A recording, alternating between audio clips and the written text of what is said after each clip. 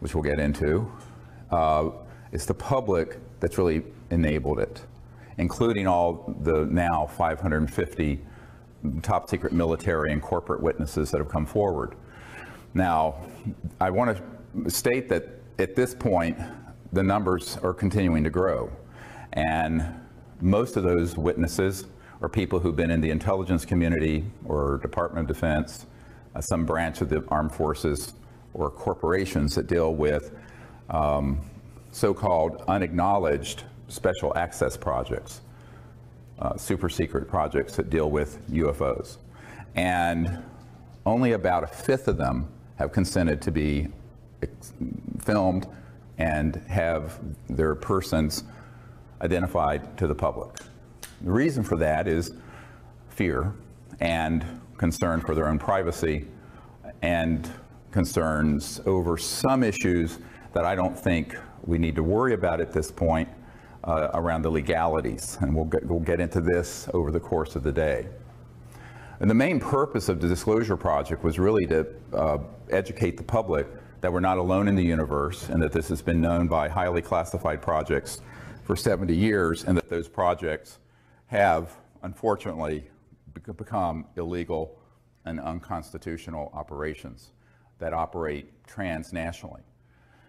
Note that I said transnationally, not internationally. The secrecy that surrounds this issue is so extraordinary that most presidents are not briefed on it, and if they're briefed in a way that is perfunctory and very, very limited and designed to control their actions. For example, Ronald Reagan was provided some information, but only insofar as it was false, so that he would support SDI, the Star Wars missile defense program, so that he could justify the spending.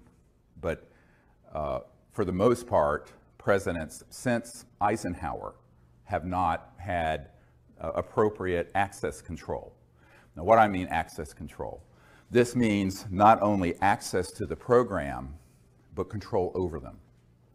And people need to make at the very beginning, a very clear understanding between knowing and being able to do anything about it. So every single president has been interested in this. Famously, Jimmy Carter, as he was the president-elect, was asked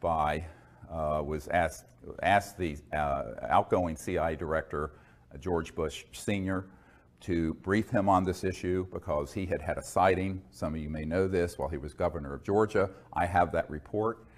And President-elect Carter was told by then outgoing CIA Director Bush that he would not tell him about this issue, and he didn't say he didn't have information. He said, "I will not share that with you," and directed him to get it from the Congressional Research Service. Believe it or not, saying that to the incoming President of the United States. And this is well documented in Disclosure Project witness testimony from people who were privy to what happened. And I think that this is why folks have to understand that just because that someone is the president or the chairman of the Senate Intelligence Committee, or for that matter, the head of the CIA, does not mean that they're going to even know about these operations. Now, when I first started out on this, it was an accident of what my real initial love was, and that is peaceful interstellar contact. I started out doing what I'm doing, while I was working full-time as an emergency and trauma doctor in North Carolina, because I thought it was time for humans to show a different face to the cosmos. One that wasn't militaristic, one that wasn't xenophobic, one that wasn't fearful, but one that was hopeful and forward-looking. And so I founded the Center for the Study of Extraterrestrial Intelligence 25 years ago, in CSETI, to do exactly that. And so we set upon this project, sort of just grassroots, and right away, but within a year or two, we had contact. All of you know what happened near Pensacola, where we were out on a beach with about 50 people. A couple of them were Air Force pilots, a colonel and another guy. And there were 4 ET craft that materialized and vectored in and was filmed. Very poor film footage, old high-8, no night scopes, but it was actually quite close. This ended up on the front page of the Pensacola paper the next day. And that at that point, what I was doing got put on the radar scope of the national security state of folks dealing with this. This is the part of the story most people don't understand. I never intended to be involved with this aspect of it, because what I really wanted to do was create a grassroots movement that basically bypassed the US government or any other government to make contact with these civilizations as citizen diplomats, much like Physicians for Social Responsibility were citizen diplomats to the Soviet Union during the coldest days of the Cold War, darkest days of the Cold War, but on an interplanetary, interstellar level. Unfortunately, I got diverted, not stopped from doing that other project, the CE5, Close Encounters of the Fifth Kind Initiative, which is when humans go out and intentionally make contact. But I was pulled into what I'm doing now with Disclosure Project because I was asked to. So within a month of that event in Florida in March of 1992, I was asked to go to a conference in Atlanta. Now, I thought it was just a conference. I got there and it was half of MAGIC, this covert group that deals with UFOs there. The former head of Army Intelligence was there, there were NSA people there were DIA people there, et cetera and so on. And they proceeded to sort of ask me, what the hell do you think you're doing? I said, well, I'm doing what you can read. It's all public. I don't have any secrets about it. We're a team to make contact with these civilizations outside of governmental channels because the government is broken.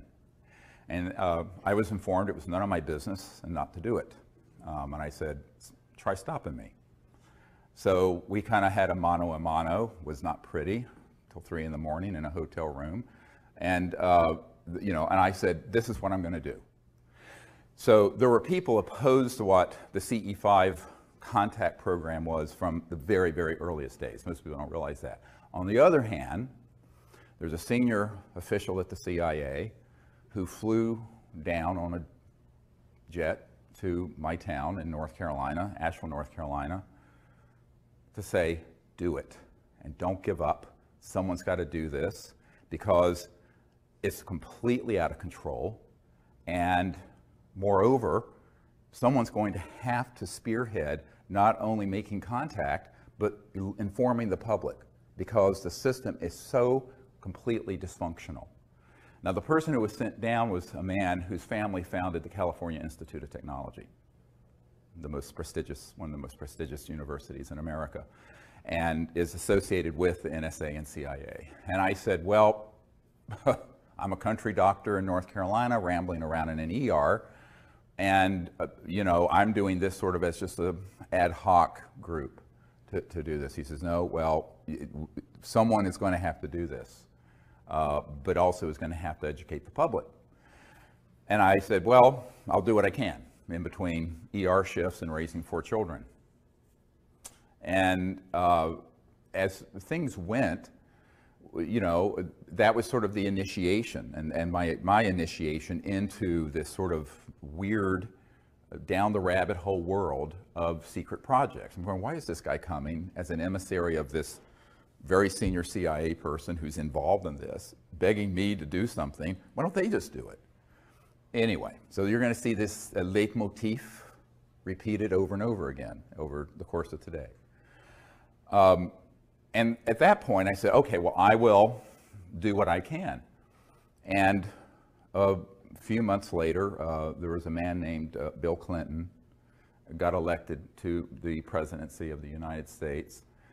And I was immediately approached by people who were friends of his and who said, well, this is something that he's very interested in.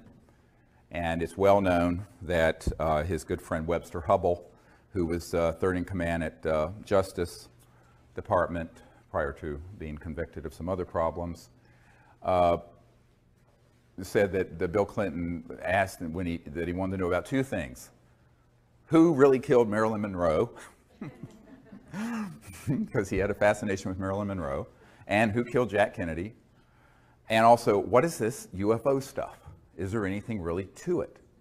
So he made a directed inquiry, and as Webster Hubbell reported in his book, Friends in High Places, this is not, you can read it and see, they made inquiries into the subject, and they, quote, were not happy with the answers they were getting, which is a polite way of saying they know they were being lied to.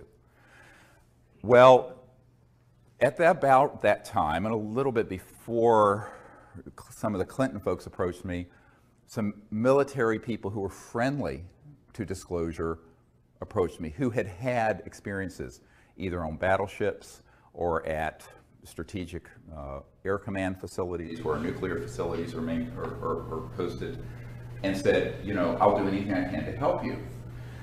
And one of these men was a naval commander who was very connected up in the Pentagon. And he showed up at my door, basically, at my home. And I thought initially he was a spook, a spy. And I said, well, this spook is probably here to disrupt my project. And it turns out he was a totally stand-up guy who did everything he could to set up a number of the meetings you're going to hear about behind the scenes in deep background briefings that I did at the Pentagon subsequently. And we decided to have a meeting. I was invited by a former State Department person to have a meeting at the Monroe Institute, which is ironically about 10 minutes from where my country home is now in Virginia, to discuss how to put together a team of people to brief the correct folks in government and encourage them to end the secrecy. Now, you have to understand this is 1992, 93. 22 years ago, 21 years ago, I was in my 30s, a bit naive about how government worked. I actually thought we had a functional constitutional government. I have since learned we do not. That's all window dressing. That's all the Truman Show, like the movie The Truman Show, where it's all sort of a fake. And that there's a parallel governmental process that runs this and other important issues that are completely out of the reach of the people we elect and appoint. But at that time, so we had this meeting, and it was decided that we should contact certain key people in the U.S. government to, in military speak, deconflict the CSETI contact teams from Air Force and other military operations so that they didn't interfere with us and we didn't interfere with them. That was the purpose of it, was to deconflict that, because we didn't want interference from those guys with what we were doing, which we were getting a lot of interference. We were getting helicopters, jets, all kinds of stuff coming in to our contact sites, and we still do to this day, which have been filmed and documented. So unfortunately, we said this is something that is really critical if we're going to make contact and not have it become something where something terrible happens accidentally. Okay, so my military advisor who came forward said, let's see what I can do and run this up the flagpole, as they say. And so he knew the head of intelligence for the Joint Chiefs of Staff, an admiral, who, Admiral Kramer with a C, C-R-A-M-E-R. And he went in, had a meeting, and said, look, we really need to have a meeting with the Air Force intel people at Wright-Patterson Air Force Base, to which the Roswell remains were sent, and which still had what was called the National Air Intelligence Center, and then it became the Foreign Aerospace Technology Center. It was always FTD, Foreign Technology Division of the Air Force, back in the 40s and 50s. It's gone through many name changes. It's the same facility at Wright-Patterson Air Force Base in Ohio. And he said, okay, let's see if you can set up a meeting. And the admiral, now this is the head of intelligence, Joint Chiefs of Staff, pushed back from the desk and said, are you serious about UFOs and extraterrestrial intelligence?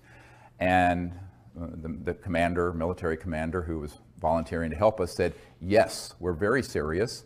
And so the admiral said, okay, I'll do it.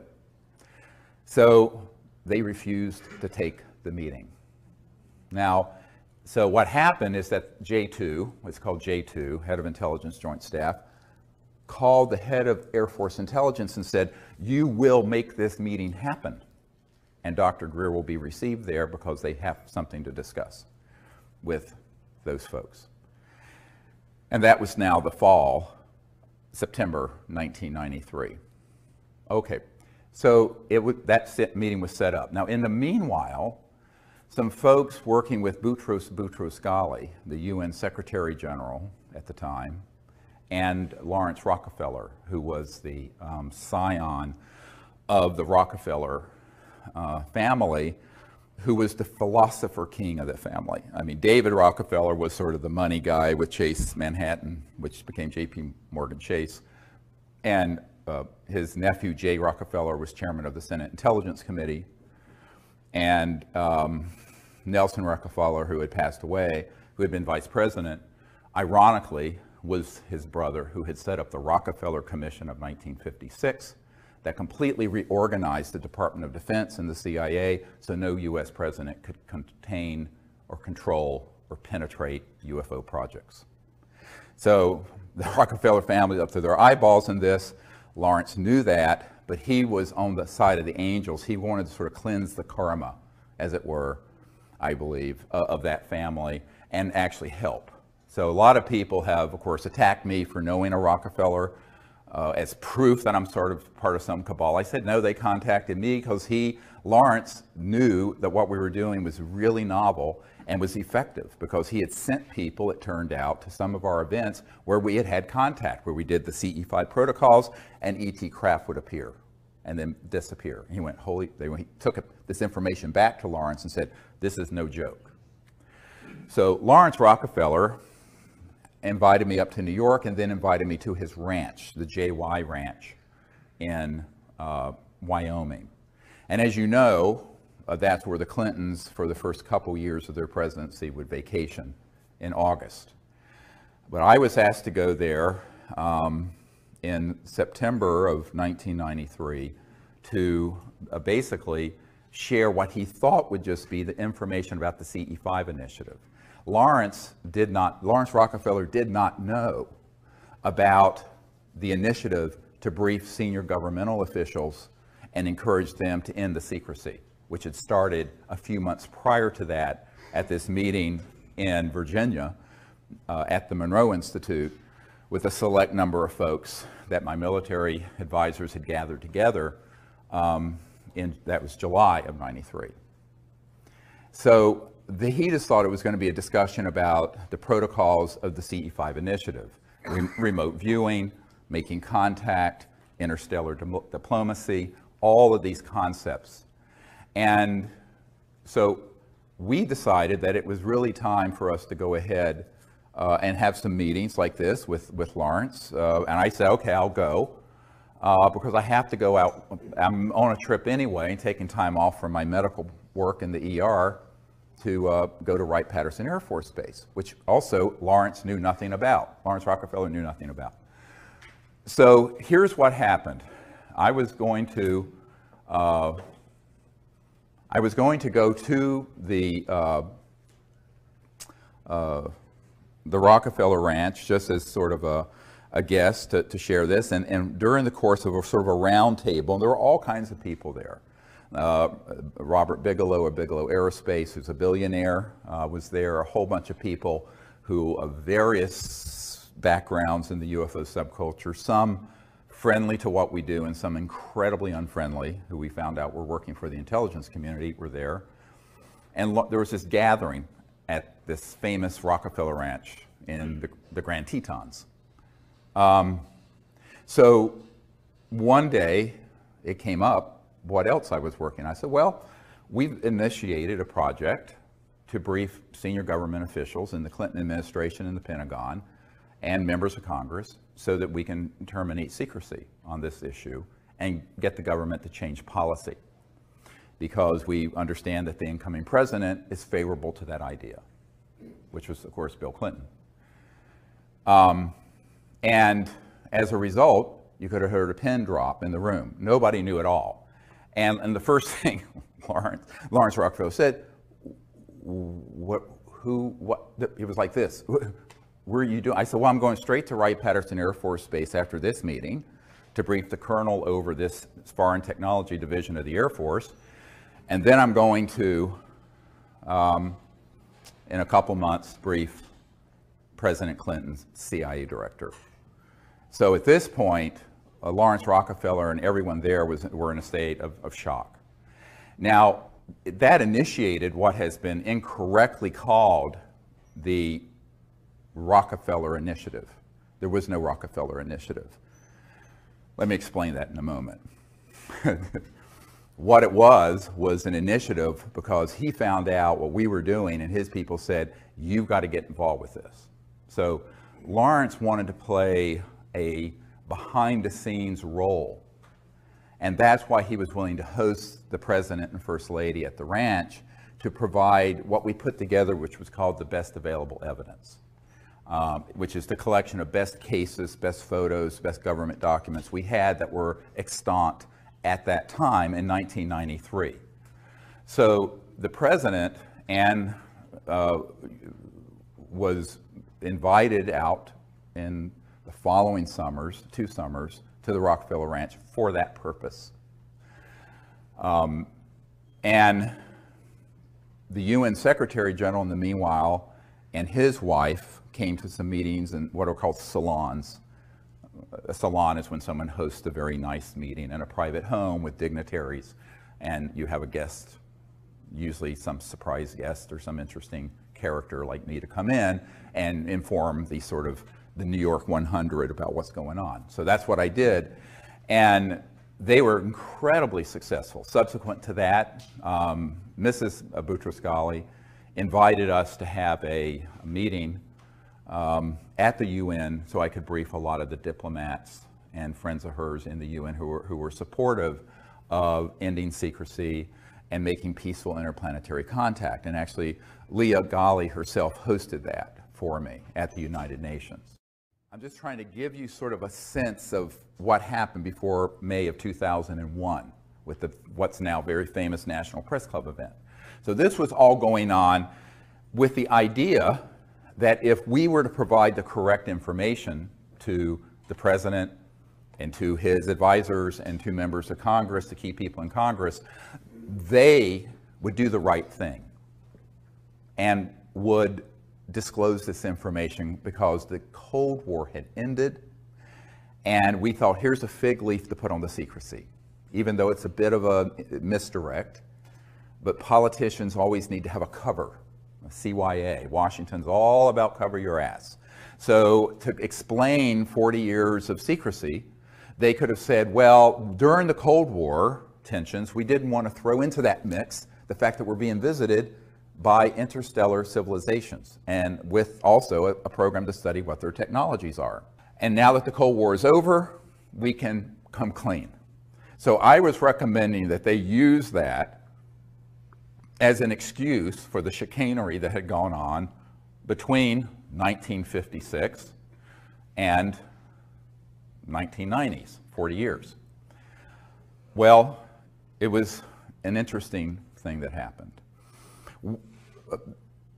In the fall of 1993, I was given a lecture at the Colorado State University, hosted by astronaut Brian O'Leary and Maury Albertson, who was one of the co-founders of the Peace Corps.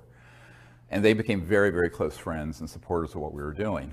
And in that presentation, I laid out the entire sort of manifesto of justifying disclosure, ending secrecy, and what we should do. And at the end of that talk, and I don't know, there were maybe 800 people there, 1,000, something like that. There was a man, a little bald man, standing at the back of the room. And he wouldn't leave, and he waited till almost everyone was gone. He came up to me and he said, Dr. Greer, I think I can help you with this. I know some folks in Washington who want to know about this, but they're not getting any good answers. I said, well, like who? And I thought he was going to say, you know, staffers for Congressman blah, blah from Nowhereville, Montana.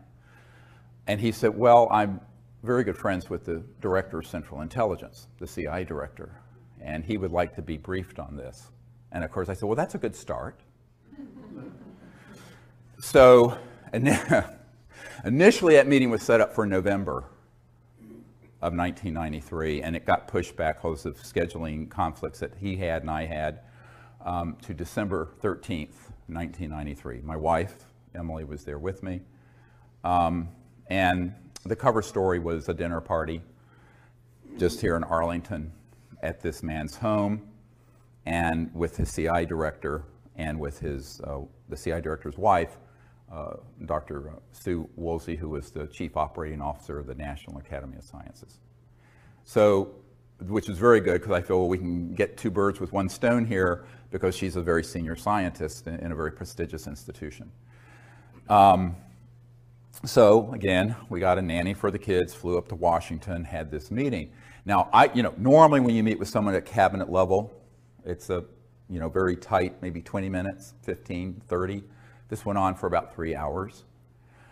And the initial part of it, I had this whole briefcase and portfolio full of all these images of photographs and documents and cases and all this stuff. And after about 10 minutes, the CI director said, okay, I know this. We know that they exist. And it turns out he and his wife had had a sighting in New Hampshire when they were younger.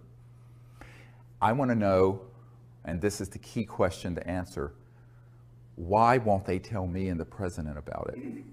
I'm the CIA director. I said, well, that's another discussion. And at first, I got some hint of this when I got the letter, which I have in my archives, because subsequently, Woolsey tried to backpedal and say this briefing never happened. He publicly said so, and I can prove it to be a lie. I always say in Washington, how do you know they're lying? Their lips are moving. Lips are moving, that means they're lying. So, ouch. Did I just say that? Yeah, I did. It's on the record. There you go. So, but the letter I got describing the briefing from our host said that you're going to be the first person to brief the president's people and his CI director on this issue because they've asked questions and they can't get anything through channels. Now, at that point, I have to say, I thought I was being Zoomed. I really thought this was a prevarication and that this spy master, the CI director, just wanted to pick my brain, find out what we were doing with folks like the Rockefellers and da-da-da. And it turned out he 100% was out of the loop. He knew nothing about these projects, and he was being completely deceived by those who had compartmented intelligence within the agency, the CIA, and he literally was the emperor that had no clothes, and so was the president. So it was at that point, on December 13th, 1993, that I realized that we were living in a country that had undergone a quiet coup d'etat decades earlier. That isn't talked about in the New York Times and Washington Post because it would be the biggest story ever and the biggest scandal ever. They'd rather talk about the blue stain on a dress and other trivialities, or the stain on a blue dress, and rather than talking about the truth. And we, at that point, had put together a white paper, which is in my first book about extraterrestrial intelligence, which you can get on our website at seriousdisclosure.com. And it describes basically the plan of what needed to be done by the chief executive, the president and his people, to end the secrecy. So I had that in my hands, and I was giving it to the CI director as he was leaving. And he looked at me and he said, how can we disclose that which we have no access to? Very chilling question. So, in other words, if we were to push on this, then it would unveil the biggest constitutional crisis in the United States history. And no president wants to admit that they're out of the loop on important things. No one wants to admit that. Therefore, he said, we will do what we can do. I'll continue to look into this. Please continue to send any information you have to me through this contact. But we'll have to see what the president can do. That meeting, as I said, was about 3 hours. Most of it was talking about contact, the technologies, why secrecy would be as extreme as it is. And this is, the why of secrecy is much more difficult for people to get their minds around than the how. So let me first do the how. Everyone thinks there's something called above top secret. Well, in the United States government, most governments, there's no such thing. There's actually confidential, secret, and top secret. But then within these classifications, there are compartments. So you have TSSCI, top secret special compartmented intelligence. So TSSCI, it's the compartment you're in that matters. Some compartments, like what Edward Snowden exposed about PRISM, was a compartment that the President and the oversight committees of the Congress knew about. However misguided they may have been, they were legally overseeing compartments, which is why he's in trouble. There are other compartments that are unacknowledged special access projects. Special access projects require these clearances, and the unacknowledged ones mean exactly that. They are acknowledged to no one outside the compartment. And that includes the President of the United States or the Chairman of the Joint Chiefs of Staff or whoever. So one of the big mistakes that people make is conflating people's position in the military, the CIA, Congress, the presidency, the White House, the National Security Council, the whole alphabet soup of government agencies with access, all access, just because they have a top secret clearance, to every compartment. And I know men who are in one compartment and or in one section, and they have a friend that's in another compartment, and they both have top secret clearances, very high compartments, and they do not know what each other's working on. They may be best friends and they won't know. And that is how it works.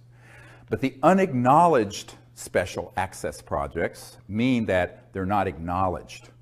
And this is what Rumsfeld meant the day before 9/11. If you look at the film Sirius, when he said there's $2.3 trillion unaccounted for in the Department of Defense budget over the last few years. Not billion, trillion. Now it's at least 5 trillion. And now this is no flaming liberal. This is Donald Rumsfeld, okay, who dragged us into this misadventure called the Iraq War, along with Dick Cheney and some other neocons who didn't understand the Middle East, obviously, or anything else for that matter, dealing with world politics. And so, but he literally said that. I don't know if he knew it was being filmed, but it was, and we got it, and it's in the film Sirius. So what does that mean? $2.3 trillion unaccounted for. It means that there is no accounting.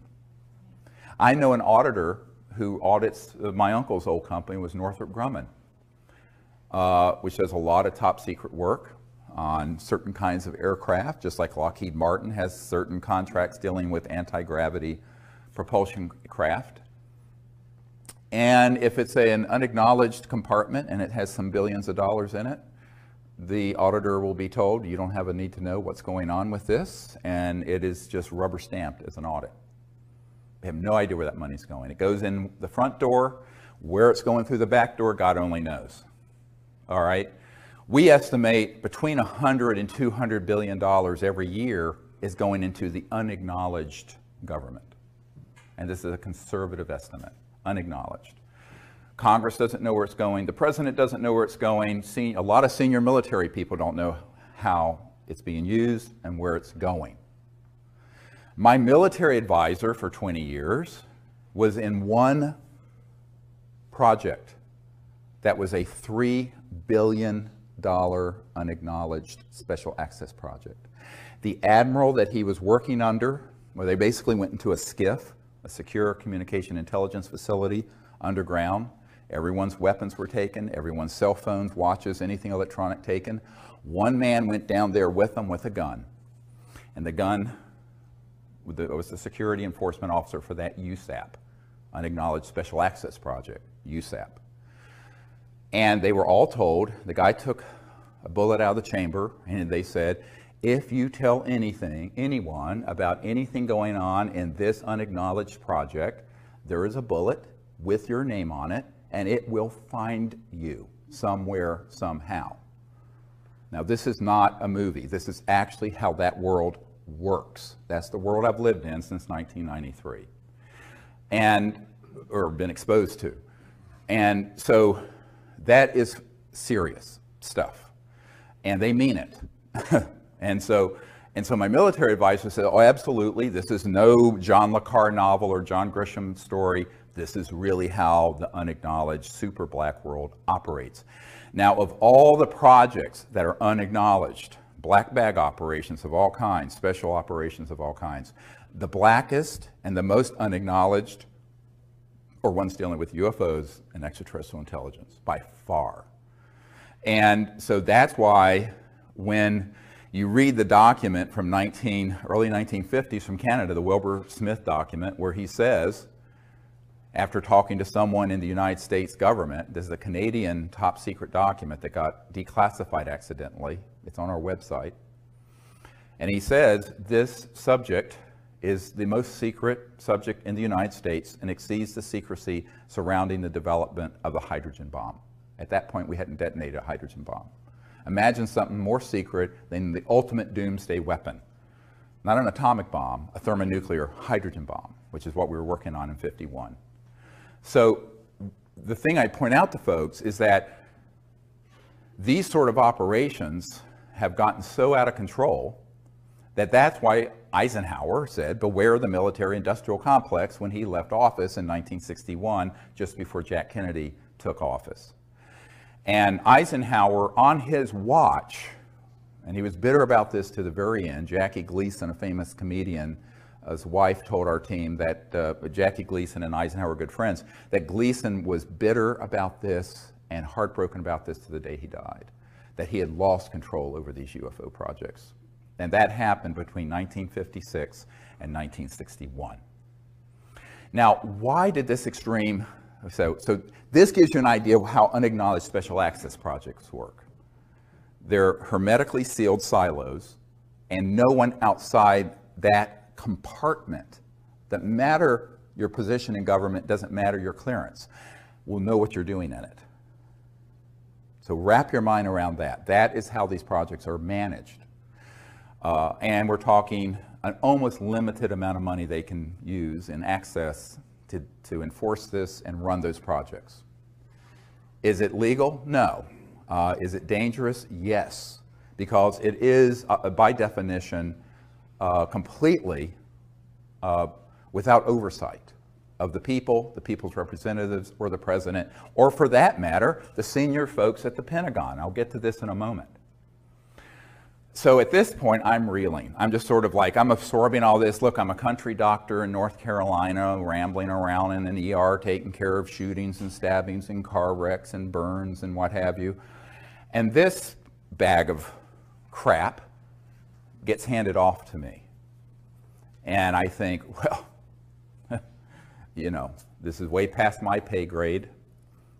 I'm just, and in January or early February 1994, a friend of the president's comes to our home, a man that I had met sometime earlier. And name is Kevin Foley. This is years enough gone, I'll go share his name. And his brother would stay overnight at the White House a lot and have breakfast with the president. He was a big fundraiser for President Clinton from Minnesota, Foley family, very well-known political family. And I'd gone up there and met with his family and what have you. And he came back to my home and he said, well, we were having dinner around the table and we in this house and we had in North Carolina. And he turns to me and he says, well, the president and his folks really are very supportive of what you're recommending in this white paper, this set of recommendations I'd given the CIA director. But they're concerned that if he does this, he'll end up like Jack Kennedy. And I start laughing. I think, well, I think he's joking. I mean, this is ridiculous. And he stops me. And because he was sort of a big, kind of heavy-set, jolly, sort of gregarious, political operative, you know, and I just thought he was making a joke. Like if I tell you I have to kill you sort of cliche. And he stopped me and he says, no, they're not kidding. I said, well, Kevin, don't talk about this in front of the children. The children were small then. And I said, we need to, you know, talk in the library after dinner about this. So we went to the library after dinner to talk about this issue. And I was very, very concerned that this could even be on the radar of anyone at the White House.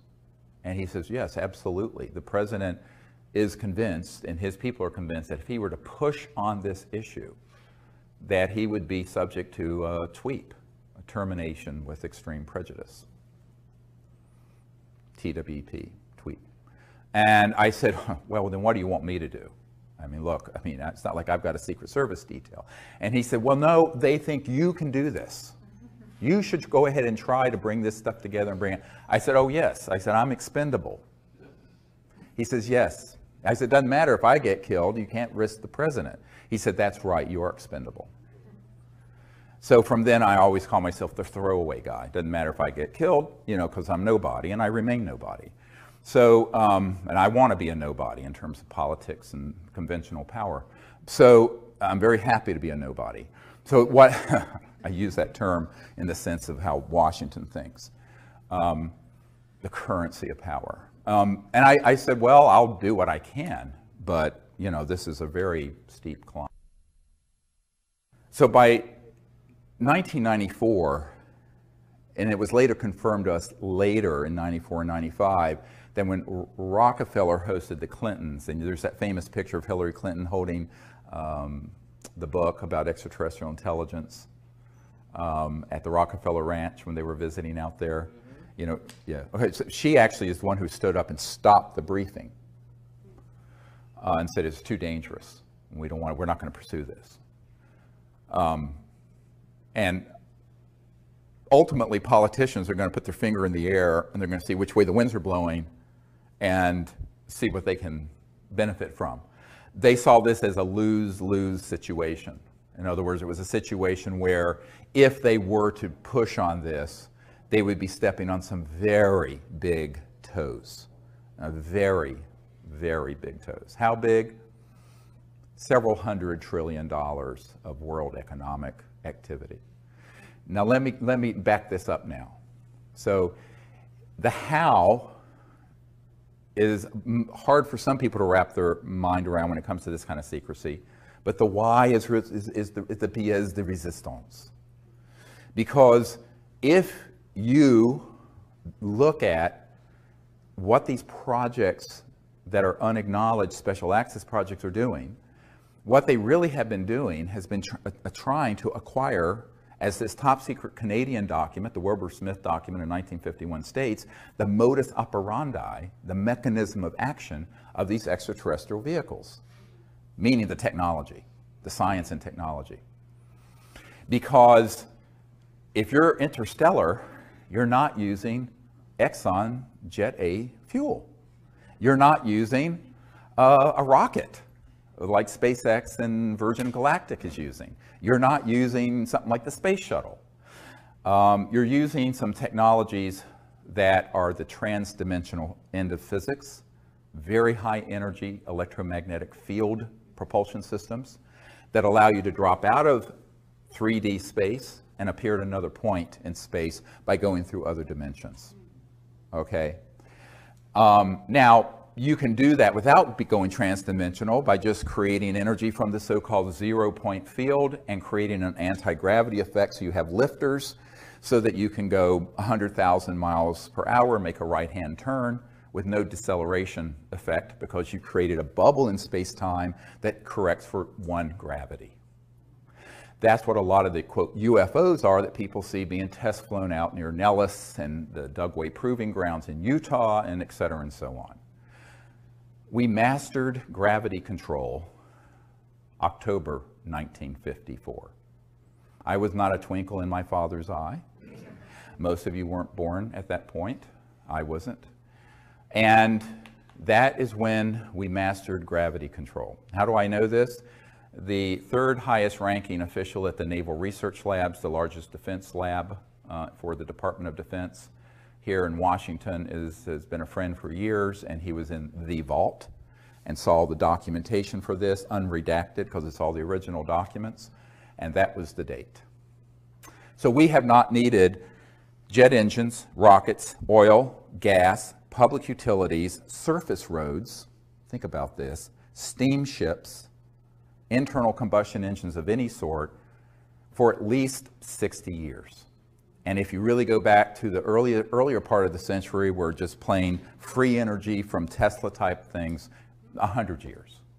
But you're stepping on a stockpile of money and commodities and mineral wealth being traded, oil, coal, other uranium, that's worth in the aggregate several $100 trillion. The US federal budget is $3 or $4 trillion. And if you take out entitlements and things that are mandatory, it's a fraction of that. So it's the tail is wagging the dog here. So the financial interest, the petrodollar interest, the big commodity trading firms like Goldman Sachs, and the big money folks, that's where the action is. And those are the masters, not the president, not the Congress, not the UN Secretary General, certainly, not the Prime Minister of England, etc. So let's just like pull the mask off and just admit that we're living in a period of petro-oligarchs, kleptocrats, klepto meaning theft, like a kleptomaniac, kleptocrats, and that this sort of myth of free markets and a free society and an open and free democracy is just a myth. Because our democracy was hijacked decades ago. Now, on trivial issues like the marginal tax rate or whether you're going to raise or lower payments for Social Security, the President and Congress can fight about that, and it's sort of this show going on, a whirling dervish show of nonsense that goes on. On these issues, they don't want those clowns, is how they view it, dealing with it. So this permanent, unacknowledged covert program has put a lead ceiling in. And only rarely does anything bubble up from there, or down, I should say, to the body politic out of these unacknowledged special access projects. So it became my task to find out how to do that and live to see the next day, all right? Because it doesn't do me any good if I do it recklessly and I'm dead. You can't do anything if you're dead. Well, you can, but it's different. So you're doing other things. So this became really the central issue. And Lawrence Rockefeller, I suggested, look, we need to then, if the president will not do this, we need to get together a group of people, put together this best available evidence, and also assemble top secret folks who will have the courage to provide credible documentation, testimony about what they've known. So I suggested and organized a meeting at Asilomar facility near Monterey, California in June of 1995. Edgar Mitchell was there with me, Marina Popovich, who was a very renowned cosmonaut in the Soviet Union, some KGB officers were there, and some of the early Disclosure Project witnesses were there. Now this is 95, this is 20 years ago. And Lawrence paid for it, and Lawrence Rockefeller said, look, I will totally support doing this. And when I was with him at the ranch, I said, well, why don't you take a public leadership in this? And I was talking to him out on his deck with the beautiful Remington Native American sculpture that's, the Native American on horseback, the very famous. Of course, they have the original of everything. And I said, I need your help. He says, oh no, it's too dangerous for me.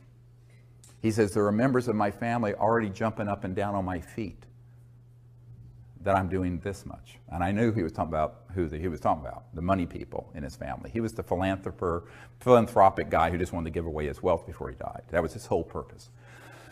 Really sweet man. And so I said, well, okay, you know, I told him, you're old, you're rich, and you're a Rockefeller.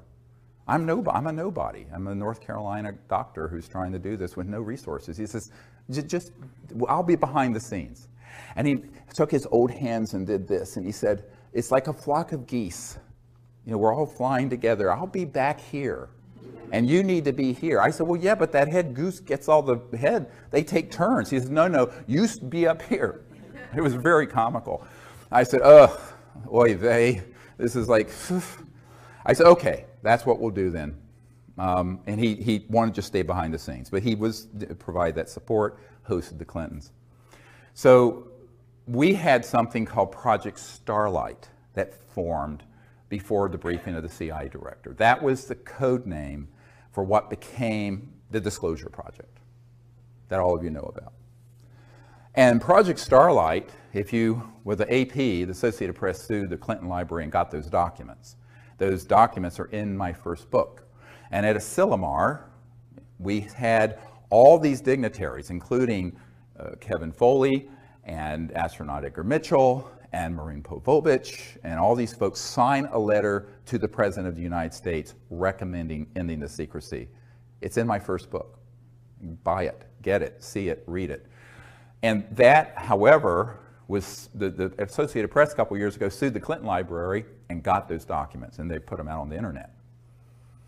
Now, at this point, we knew by '95, the president, with all the cajoling we could do, with all the work Lawrence was doing behind the scene, hosting Bill and Hillary at the JY Ranch for their vacations.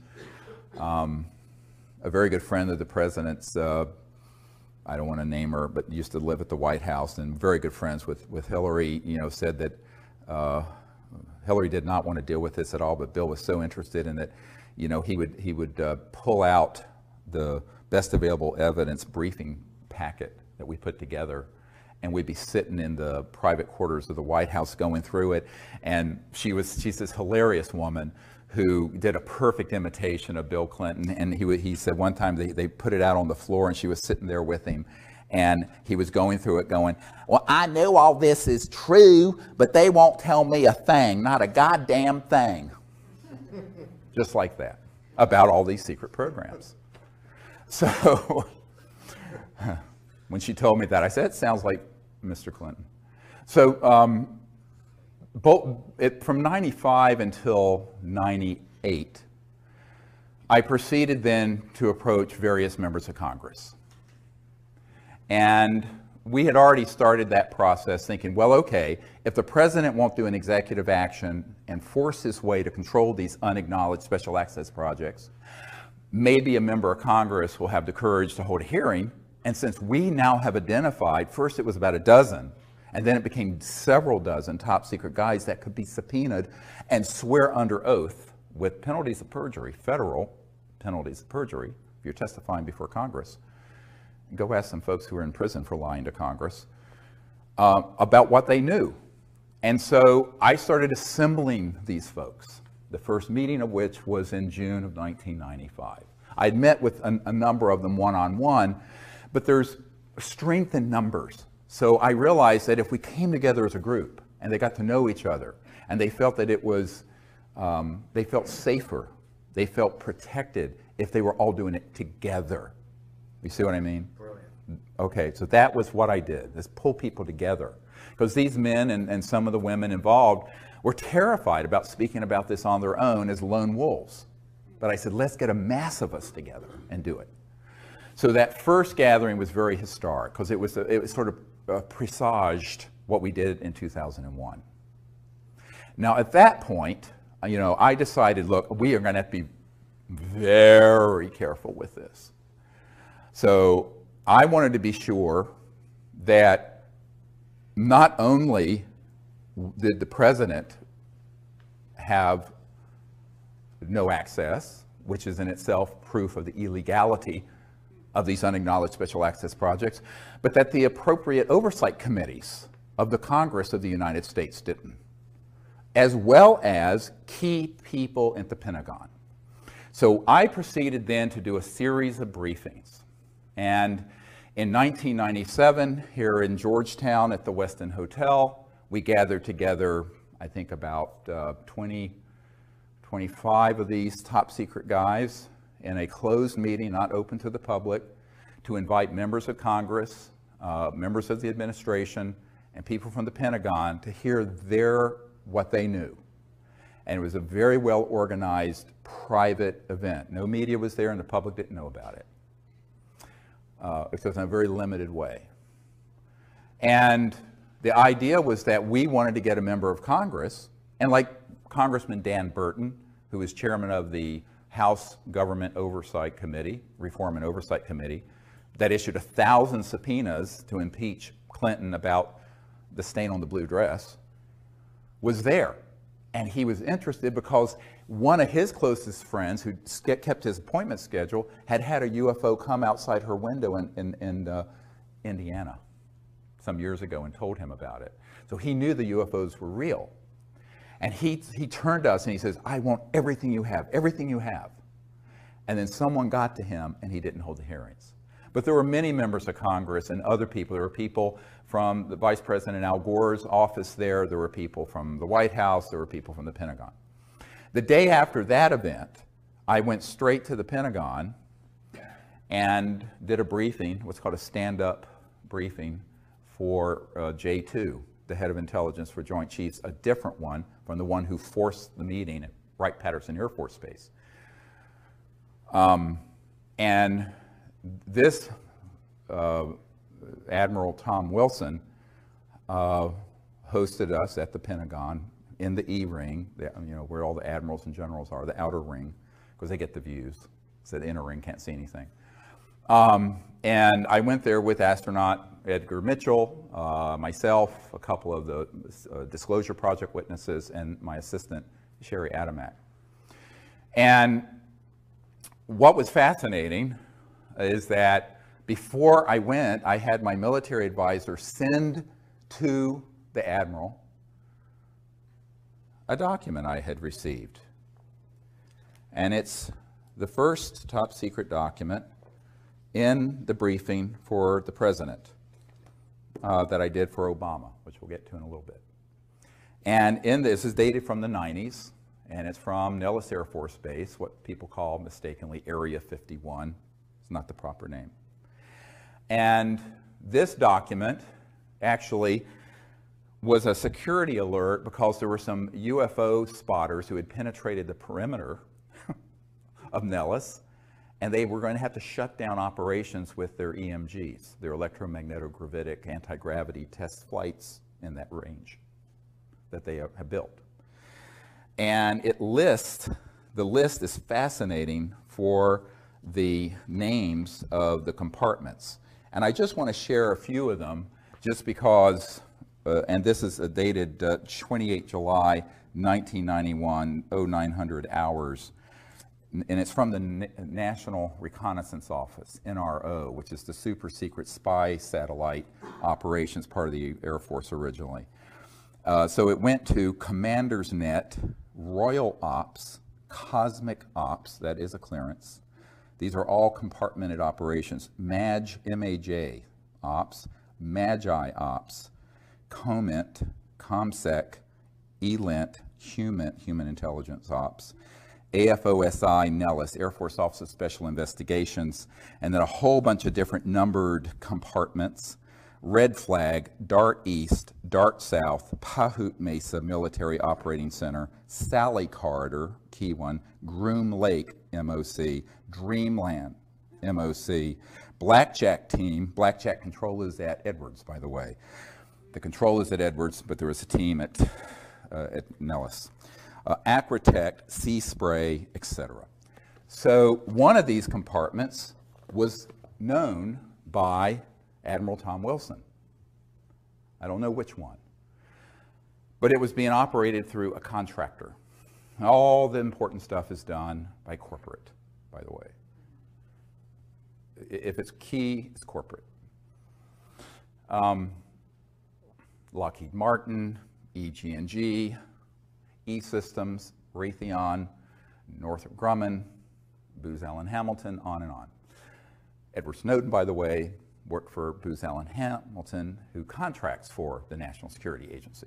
So the corporate world is actually where most of the USAPs get centered. And then they interface with these USAPs within military and intelligence, like this. And if you approach it from the government, they say, well, it's, you know, it doesn't exist. And you approach it from a corporate, it's privatized. It's a corporate secret, like Microsoft's code. Got it?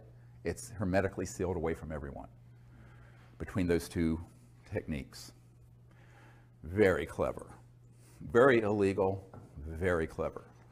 But the mafia is always very clever. And this is the biggest mafia in the world. So when Admiral Wilson recognized one of these compartments, he contacted them. Now this is prior to me and Edgar Mitchell and other people arriving at the Pentagon in the spring of 1997. And he picked up the phone and he said, this is Admiral Wilson. I'm head of intelligence joint staff, J2. I'd like to be read into, which means briefed. I want to be read into this project, blah. And they say, yes, sir, we know who you are, but you don't have a need to know. And he said, God damn it, I'm the head of intelligence for the Joint Chiefs of Staff. How can I not have a need to know? And they said, sir, we cannot discuss this with you, and we will not. Click. Hung up on him, blocked his line, would not receive any further calls from. This is an admiral in charge of intelligence assessments and putting intelligence together for the Joint Chiefs of Staff of the Pentagon of the United States. Now this I know for a personal fact. So now you have a coup d'etat that extends to even the highest levels of the Pentagon. So by the time I walked through the door to do what was supposed to be a 45-minute stand-up briefing for the admiral and his staff, he was so scared and so mad, he was scared. And the meeting went for 2 hours, and if Edgar Mitchell hadn't had to leave to go to an interview in New York City on some TV show, it would have gone on for 3 or 4 hours. He kept canceling his other appointments. At the end of that briefing, I said, we really need your help. And he said, well, what can I do? They're not going to tell me anything.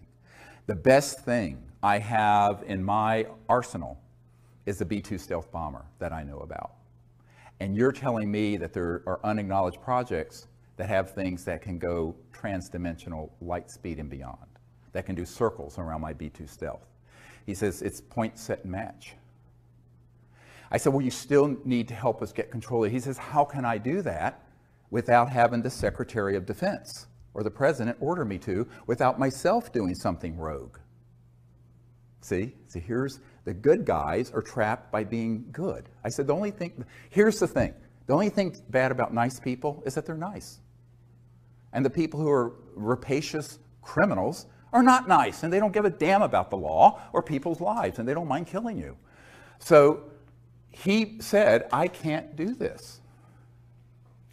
And then he said, well, who else have you met with? I said, well, the CIA director, and I started naming all these people. So he says, well, you know, if those folks are being Schmidt-canned, pushed aside, what am I supposed to do? So he basically threw up his hands. He says, I don't see that I can do anything. There was a man named Gordon Cooper, who most of you may know was someone who gave us testimony about the craft that landed on the dry lake bed in California, Edwards Range, back in 1956, I believe it was, that his crew filmed, and he saw the film footage and sent it back to the Pentagon. Well, Gordon Cooper, very heroic figure, an early Mercury astronaut, and I were speaking to a conservative group called the Federalist Society here in Washington, who were very interested in this, because they were interested in the unconstitutionality, because they're strict constitutional. And I will speak to any group, I don't care, you know, I mean, it's fine, politics, I don't care.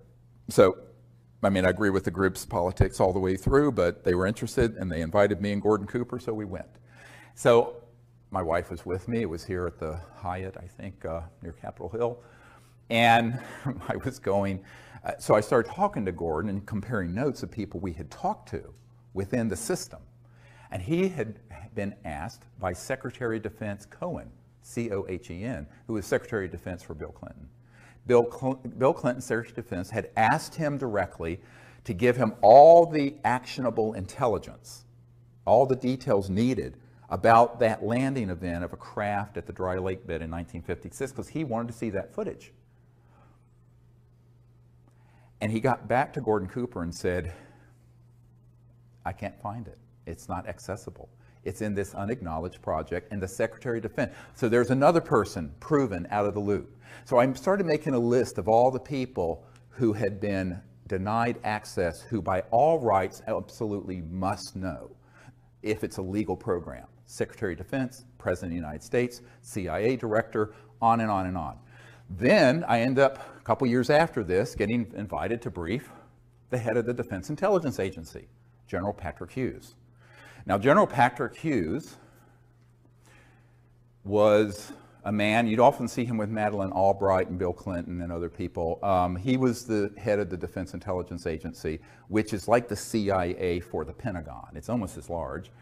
And it's their in-house intelligence shop, whereas, you know, the CIA is a civilian agency, but this is a military intelligence. But the Defense Intelligence Agency is, sort of sits on top of all military intelligence. And he was the director. So, and he's a 3-star general. So I get invited to brief General Patrick Hughes at the Pentagon. So I think, well, let's see what he knows. Of course, he wanted to know what I knew. So again, I sent him a full dossier and briefing prior to arriving so he'd be adequately brought up to speed. We had a meeting scheduled. I go to the Pentagon, full military escorts in, like you always have in these areas. And I go in, and we start talking about this. And he says, well, I find this amazingly interesting. He says, but in all my years in the military, I have never been told anything about it. Nothing. And I said, well, it doesn't surprise me. There are other people in your position. He says, he got up and he went over to a bookshelf. And on it was a little, like you'd get at a toy store, a little E.T. doll, like about this big. And he grabbed it and he says, this is all I've gotten for my inquiries about this issue through channels. In other words, someone gave it to him as a gag gift. Now, there was a full bird colonel sitting at the table during this briefing, and I started explaining the way, you know, these particular, and he knew what an unacknowledged special access project was. This is no, he says, but he didn't know about this one. And he wasn't being, he says, well, I can't imagine that there are operations within the Defense Intelligence Agency that know about this, and they wouldn't tell me when I've asked. I said, well, they do. I mean, they lied to the president, they lied to the CIA director, and they'll lie to you.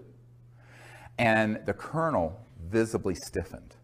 Because I said at that moment, there are people on your senior staff who are tasked with this issue, but they don't want you to know for whatever reason.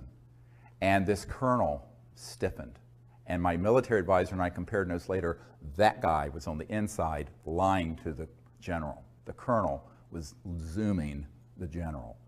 Illegal? Yes. Treason? Yes. Happens every single day at the Pentagon and CIA. So when you're dealing with an unacknowledged special access project this sensitive. So these are not conspiracy theories. I've been there. I'm the guy who set up these meetings and was there. And I will say that I'm the only civilian you'll ever meet who's had meetings of this nature with people like that all over the world. So I wanted to put this on the record. Now, after this, we had about a 15-minute discussion, and then the general told me something very surprising. He says, you know, my father, this is General Patrick Hughes telling me, my father knew of some kind of illegal conspiracy in the U.S. government back in the 50s and 60s, because he apparently was also a very high official, that was so serious, and we thought the old man was a kook, referring to his father. And he says, I thought this would all be nonsense until I got into this office, until I became the head of the Defense Intelligence Agency, and contrasted with what I'm being told with what I've seen received from the Disclosure Project, or Project Starlight at that time. And he said that, you know, my father was so upset by this, he eventually ate his gun, committed suicide. And yeah. You know, and you know, so the weight of this is huge, huge. So I said, well, you know, you just move on. But he said, I don't know what I can do because they're not going to tell me anything. I said, but I have Disclosure Project witnesses inside the DIA who've seen satellite imagery of ET craft out in space. We have their testimony. He says, well, they won't tell me anything. So, of course, what you realize is that these positions rotate. They're there for a year or two or 3 or 4. The president, if he's lucky, 8. But there's this permanent system. So let's call it the permanent secret government versus the one that sort of is this revolving door of folks. Sometimes the people in that system know and sometimes they don't. And since the mid-1950s, the criteria for being on the inside of the secrecy is the following. And this is how I explained it to a 5-star admiral in England, who is also one of our witnesses, Admiral Lord Hill Norton. He was the head of the Ministry of Defense, and he was a Sea Lord, they called them back then. They don't have 5-star admirals anymore. And he was the head of the military committee for NATO. So I went to his cottage in Hampshire some years ago. Emily dropped me off, took the kids to Salisbury Cathedral, I believe, and I continued on, had a meeting with the admiral. And you know, you get a picture of what my life must be like. So nuts, completely nuts. And so anyway, so I'm there with this man, and we're sitting in some wingback chairs in his parlor in what he called his cottage in Hampshire. And which is a gorgeous old antiquity house with the thatched roofs and beautiful. And we started talking about this. And he was a very fastidious man.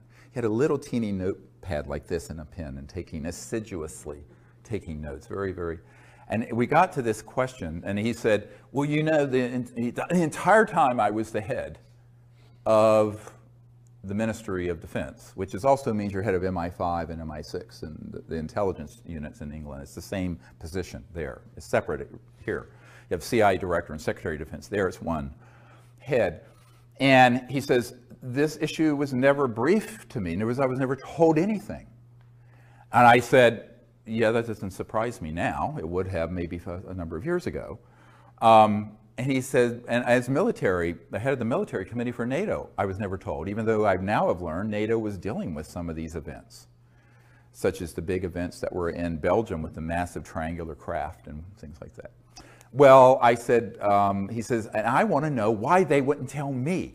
It was like his pride was a sense of propriety. Oh, he was a lord in the House of Lords also. He says, why wouldn't they tell me? And it was a little bit petulant, but also hurt. And I said, well, let me answer your question with a question. And he didn't like that. He thought I was being a cheeky American. And I said, but just bear with me. What would you have done if you found out that there was a cabal that had run amok of the laws of all the democracies, that had this information and had the technologies to completely fix the environment, end global poverty, create a civilization that would be sustainable for thousands of years with these types of free energy technologies, and that they had killed people to keep this secret, assassinated people, and broken the laws of their country and their solemn oaths to uphold their constitutions to do so. He said, I wouldn't have stood for it for a bloody minute. I said, that's why they didn't tell you. I said, the first thing they do when they make a decision that you're in and you're out of the loop of this issue is whether you'll go along with the secret agenda. If you're going to go along with the secret agenda, they'll tell you. And they'll give you a little bit, and then a little bit, and then a little bit, and bring you up through the system. If they think that you're the kind of stand-up person who would be appalled when they find out what the criminality of this group is, and how illegal it is, and what damage they're doing to the earth and to the humanity by keeping it secret, and that you might blow the whistle on it, like Jack Kennedy was planning to do in his second term. That's why they took him out. And that's why they took out Marilyn Monroe. I have a document to prove it. and top secret document from the NSA vault. It's in my first book. Go read it. Nobody reads anymore. But anyway, what was interesting is that he looked at me, he says, "That is it then?" I said, "Yes." They do a soul biopsy, like doctors do biopsies. They do a soul biopsy and a psychological analysis to see if you would be willing to go along with that agenda. If you are willing to go along with it, they'll give you little bits until you rise up through the system. If you divert from the system, they take you out.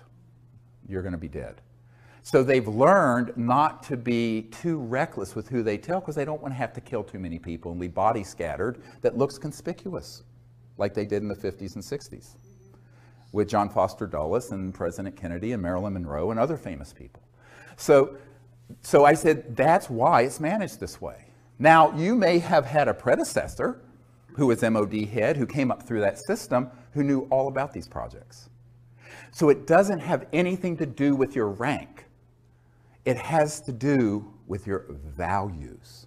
It has to do with your willingness to go along with an agenda that is the most criminal, evil, dangerous agenda that any potentates have ever had in the history of the world that we know of. And that's what we're dealing with this super secret Magi group. And they are not going to be reckless in who they read into and pull into those projects. So that is something you have to understand. Now, let's fast forward to the congressional initiatives, which I began in the mid-90s. So I mentioned the chairman of the House Government Reform and Oversight Committee, Dan Burton. There was a man, many of you who were low income, like myself. I was very poor growing up. Probably went to college on something called a Pell Grant. Senator Claiborne Pell of Rhode Island started the Pell Grants, sponsored that bill. And he was at a meeting with the Noetic Sciences Institute, and I did a briefing for him and met with him there. And it was very interesting because he was chairman of the Senate Foreign Relations Committee. Very key committee, foreign relations. And he said, you know, I've wondered about this my entire career. We've made inquiries. We've never been given any information through channels. And he said, would you come to Washington and do a briefing for my staff? I said, well, sure, anytime I can come up. I was still living in North Carolina then. And he said, oh, wonderful. And then I looked at him and I said, you know, Senator, the problem with all this is that you're a good man who should be representing humanity to these visitors from interstellar civilizations. And you've been deprived of dealing with the ultimate foreign relations issue, interplanetary relations. And he looked at me through his horn-rimmed glasses and went, you know, Dr. Greer, I'm afraid you may be right. I said, well, I am. Very poignant moment, but that was the way it was. And then I met with Senator Dick Bryan of Nevada, whose home state has, of course, Nellis Air Force Base and the so-called Area 51. He had no knowledge of these projects. So I met with him in a kind of a clandestine little meeting at McCarran Airport in Las Vegas. He was flying in, I was flown in, put on one of those little beeping carts, taken to something that looked like a janitor's closet, opened it up, it was a VIP holding area, and I met with the senator. And we were talking about this. He says, I have never been told anything about this when we've gone into the secure, the SCIFs for the intelligence briefings. And so I provide a briefing to him. And it goes on and on and on and on. I mean, the numbers of people I personally briefed, you know, of course, you know, you probably all know about, you know, briefing, oh, I'm blocking on his name, the Kucinich, who ran for president in 2008. And Kucinich was very interested in this, but he wouldn't hold a hearing either, even when he was the chairman of the subcommittee for domestic government reform and oversight. He had had a sighting. Shirley MacLaine outed him during the campaign and embarrassed him. He's very supportive of disclosure. I have his information, I mean, we stay in contact, but he wouldn't hold a hearing. So we went through all these, I mean, it's a whole bunch of people I met with personally. Now, there are people out there who say they're doing stuff with disclosure and lobbying, but they've actually never met with a sitting member of Congress. I'm not going to name names, but that's it. That's what I did for 10 years, from 92 and 3 until 01 and beyond. And also people overseas.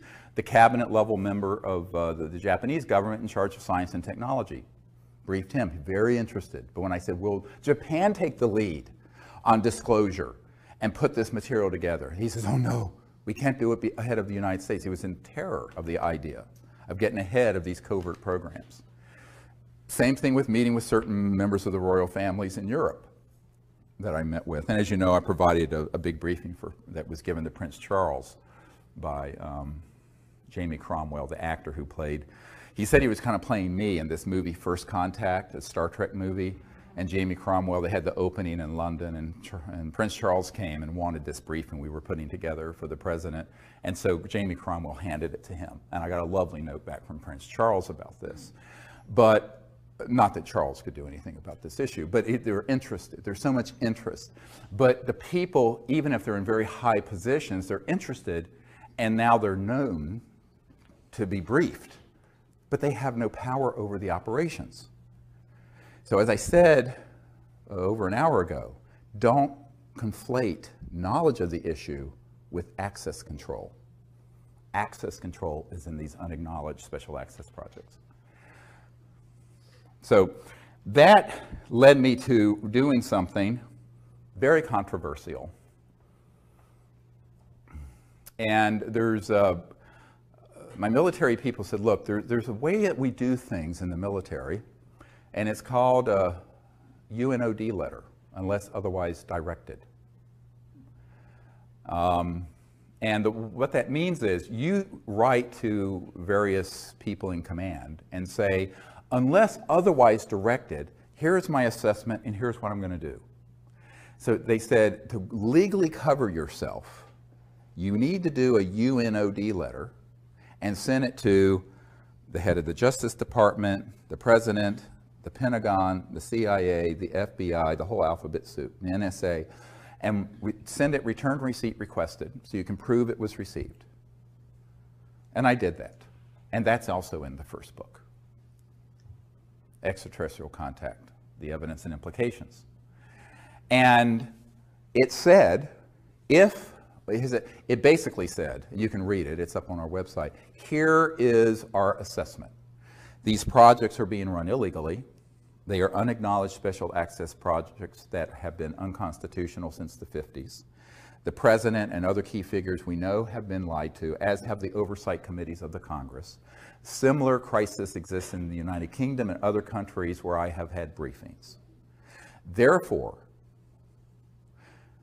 it is our assessment that the National Security Act and secrecy laws that are attached to oaths of secrecy are null and void, and that any man or woman who has knowledge in any document, material, or evidence attached to the UFO and extraterrestrial issue can be provided and disclosed publicly without penalty of law. This is our assessment, and unless otherwise directed, beginning as soon as we can organize it, we will proceed with disclosing this testimony and these documents. This was what we used to legally cover all 110 top secret military witnesses that came forward. It had to be done. And the reason I couldn't have done that between 93 and 98, I had to go through this torture chamber of finding out that, in fact, and proving not only to myself, for posterity and in my records, that the key people who should know about this do not.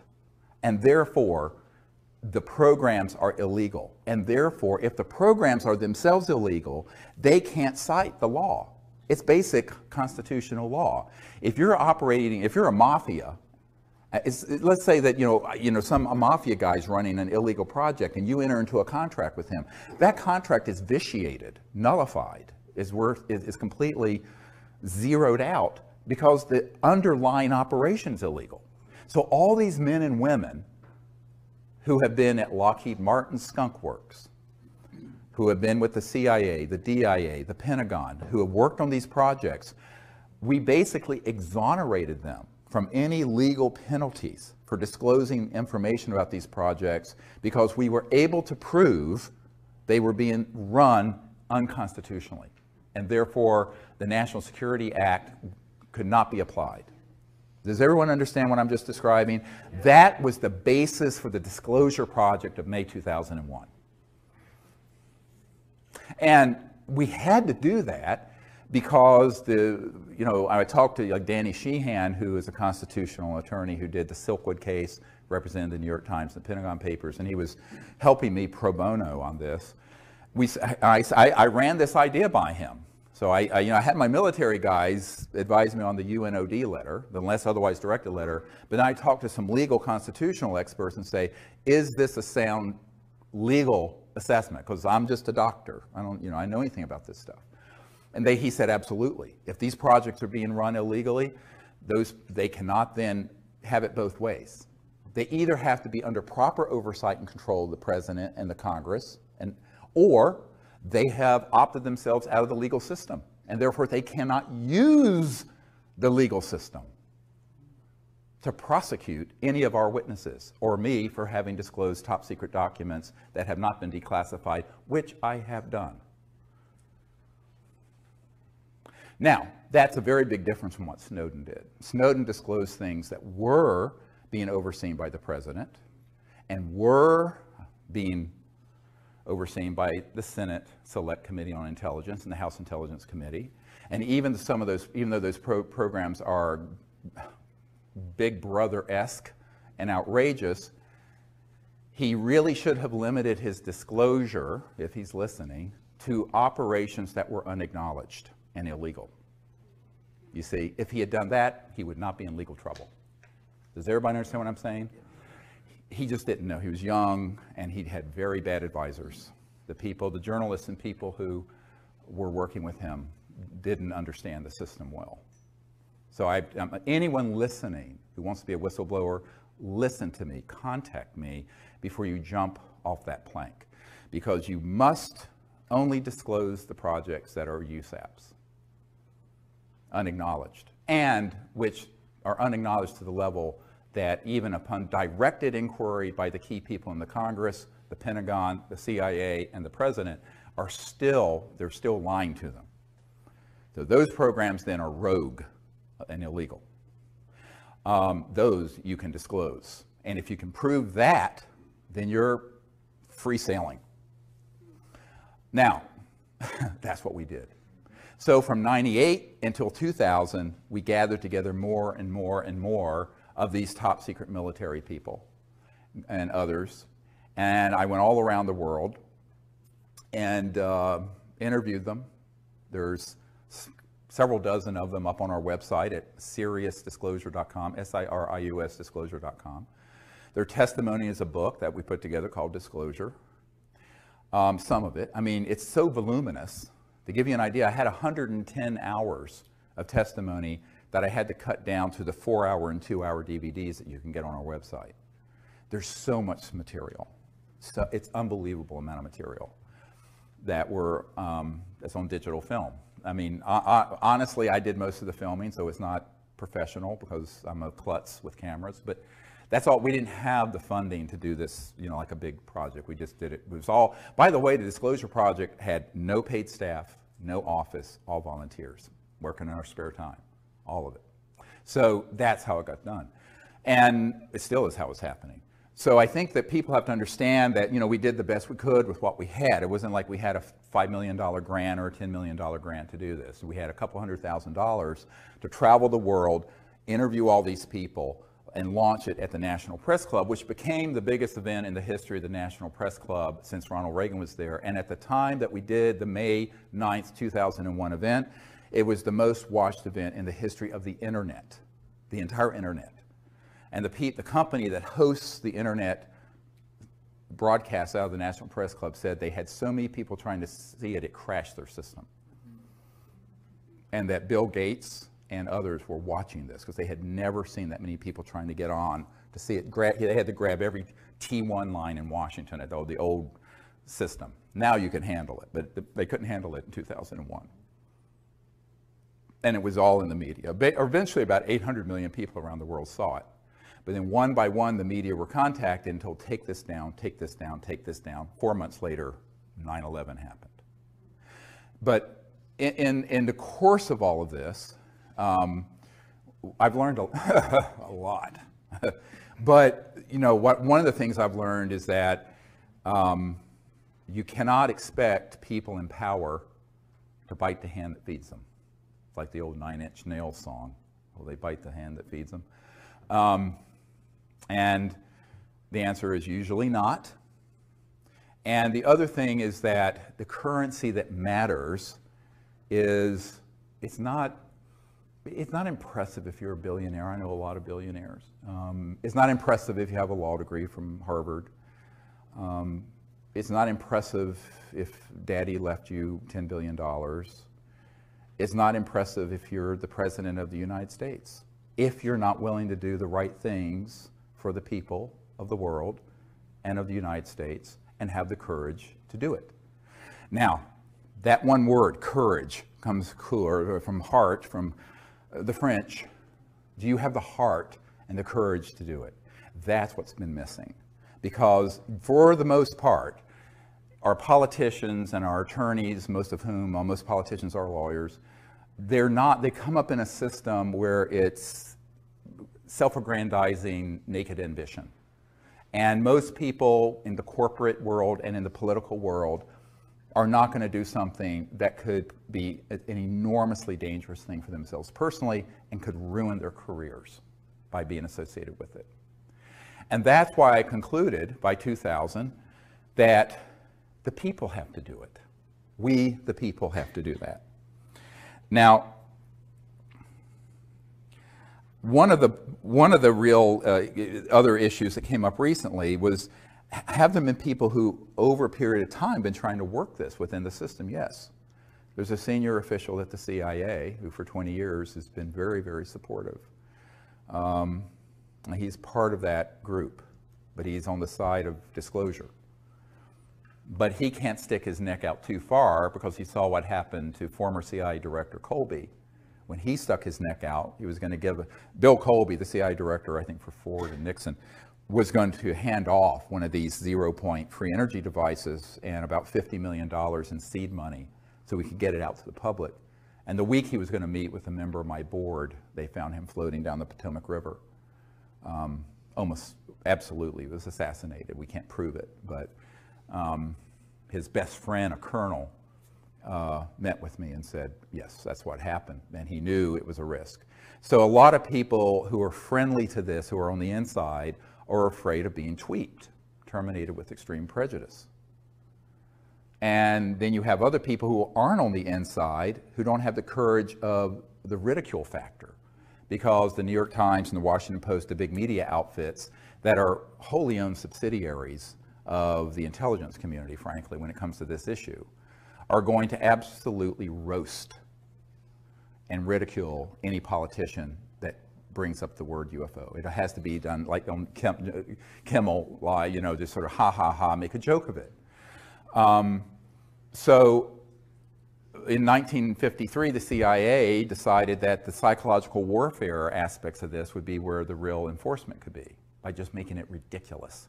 And they actually engaged, I have a document that proves this, Disney Studios, to make cartoons about little green men so that it would become the laughing stock and sort of defang the whole issue into sort of silliness. And so it has remained for 60 years. So it takes a lot of courage, not just in terms of your personal safety, but your reputation, because you're going to be ridiculed and laughed out of meetings, or you're going to be teased. And most people don't want to be ridiculed. I'm just the kind of person, I don't care what someone says about me. I mean, everything terrible you can imagine has been said about me, and so what? I mean, you just expect it. So, but most people in a public eye don't want to do that. And so disclosure is going to have to be with the people. So we initiated that in 2001, and we continue to do that. And I think that the biggest problem we've had, and I wrote a paper about this called When Disclosure Serves Secrecy. Now, this paper, I wish you would read it and memorize it. Everything I predicted in that a long time ago, it's on our website. And if you sign up for our email service, we occasionally send it out. It's a free newsletter. You can just sign up. It's seriousdisclosure.com. It's free. It's completely provided to the public. That paper describes the dangers of doing what we've done. And that is disclosure being hijacked by charlatans who masquerade as disclosure folks, who attach to all the body of evidence I put together the fear factor and the silly season and the evil aliens are coming to eat us for lunch. All right? And that has happened. And the betrayals I will not go into because it will break your heart. So the truth is, the thing that keeps me up most at night is all this information being folded into which is all solid information, being folded into disinformation that's tailored to scare the public into what General MacArthur said, and that is World War III will be interplanetary. So now let me talk about the deepest USAP.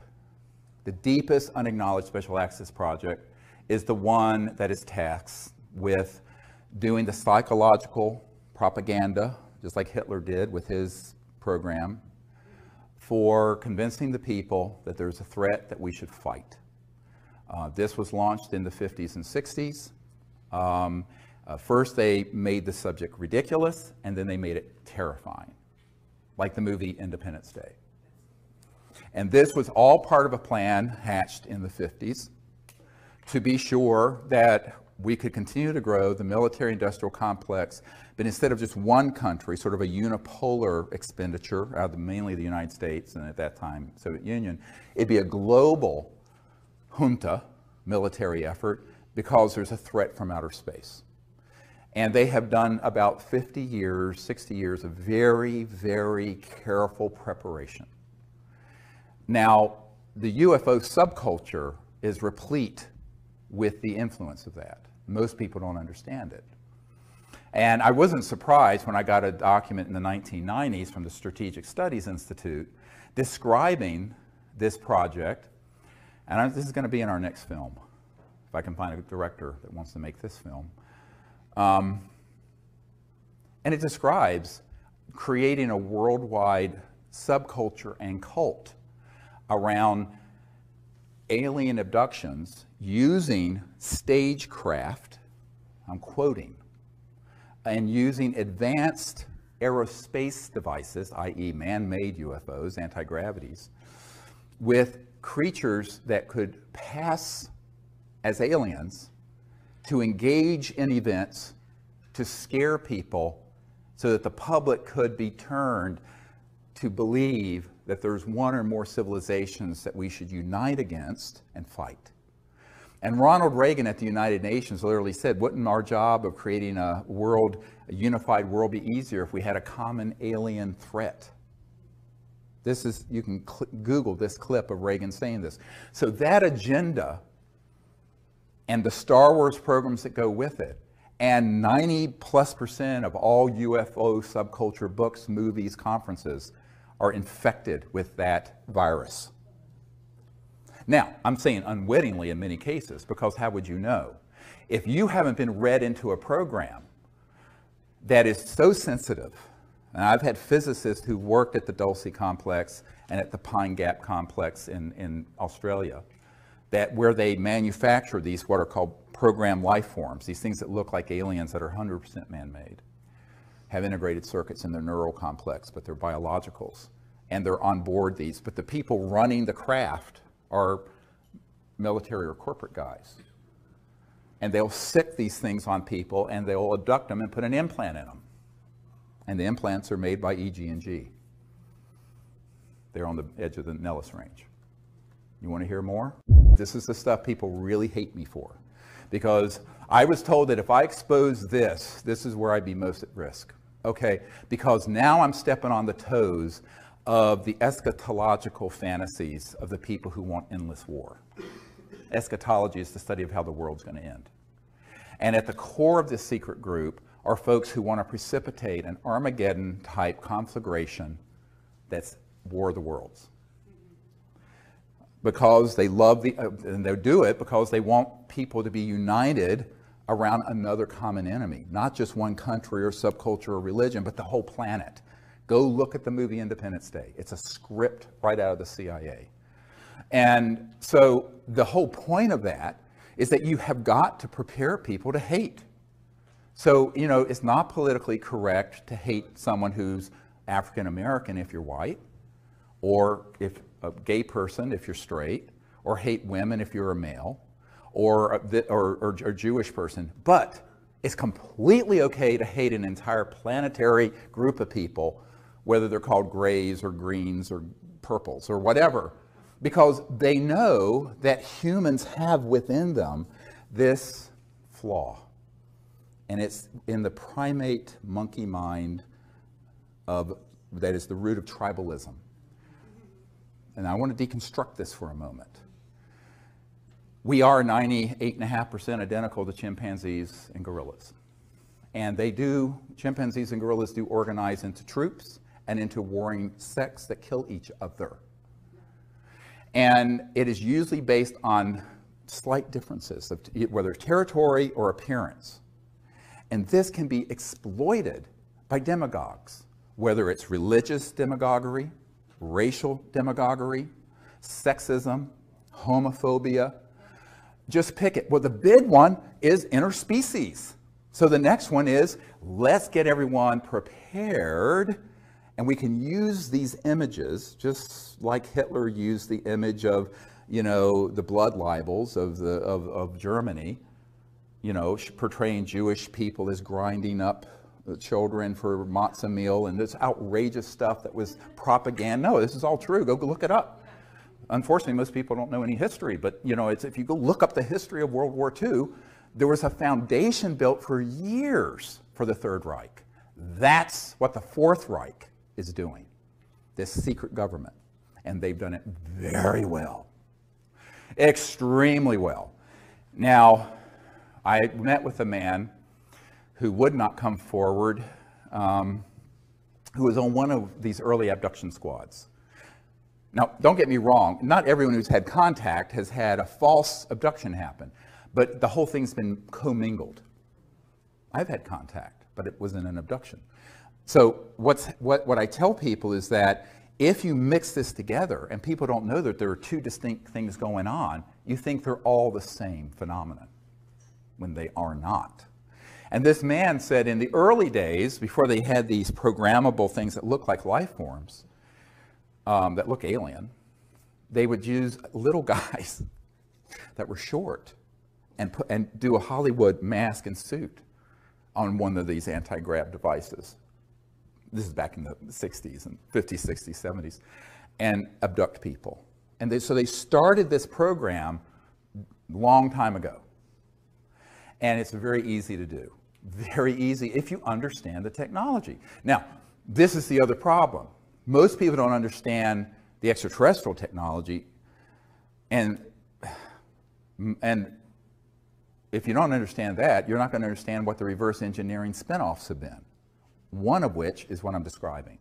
So when they realized that they could stagecraft this, and this is described in the Strategic Studies Institute document. I don't know, the director of the film Sirius didn't want to put that in there. He thought it was too controversial. The next film will have it in there. I'm going to override whoever the director is. This has got to be in there. But that way you prepare the population for a new enemy to fight. How else can you grow the military-industrial complex from $1 trillion a year enterprise to a $3 trillion or $4 trillion or $6 trillion? You have to have an enemy. As Leon Panetta said, we're spending $110 billion a year to chase 70 Al-Qaeda members in Afghanistan. He said that. So how do you keep that juggernaut going? You've got to have another and a bigger enemy. So in the meanwhile, they'll concoct and create and keep the fire burning, manipulate the world to keep the fire burning deliberately. And that's what we've seen over the last decade. We go in and break Iraq, and then it creates ice. It just keeps this fire burning. However, the big surprise that's coming, 1,000 times worse than 9/11, is this false flag operation to stage a threat from outer space. There was a man who came to the congressional briefings in 1997, and he was prepared to open this entire box, Pandora's box of issues, to the members of Congress there. And I will not share his name. I keep a confidence he was going to do it. The night before the congressman came, some intel people came to his room who he had worked with in those projects and begged him not to disclose it. And so he left. He was actually taken that night to a secure facility out in Virginia, and we never saw him again. He left a note under Sherry Adamak's door explaining what happened. But he had told me privately, would not go on camera, that he in 1974 had been on an interagency intelligence committee that had all this already planned out, and they could hit a button and they could release events that would look like ET craft that are man-made anti-gravities, do things that would look like an alien assault on Earth that would stampede the entire world like 9/11 did into fear, where they would then be able to say, our next big challenge is to stave off the alien invasion. And I said, how ready was he? He says, we could have hit a button and the whole thing would have run, and that was in 74. Now, that's only because he was on that committee in 1974. I'm sure he told me, but he said it was fully operational well before then. So we're getting into some really deep and dark stuff here. Some people are very disturbed when I share this. I don't think we have to, it's childhood's end today. You have to go into this with eyes wide open. And so one of my real concerns in putting together all the evidence and information I have on this is that then there are other people who are within the UFO subculture who will take the disclosure moniker and fold it into mutilations and abductions and evil aliens and this and that and the other thing.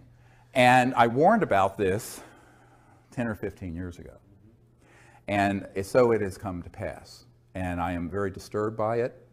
It's the one thing that makes me want to shut down all my efforts. Because I don't want to hurt human consciousness more than it's already been injured. My whole purpose is to help us get to a point where we become a peaceful planet that becomes interplanetary and interstellar. Not World War III that's interplanetary. But people who are not very nuanced in their thinking, or as Dr. Richard Haynes at NASA used to say, unselective filters, non-selective filters. They just let anything through and are not discerning, will take information and documents and witnesses and people I have and then fold it in to this other disinformation, and they do not have the discernment because they have not been at meetings with people from Behind Gap and Lockheed and the Cube. The Cube is the big underground facility that Lockheed Martin Skunk Works runs up in the high desert near Edwards Air Force Base.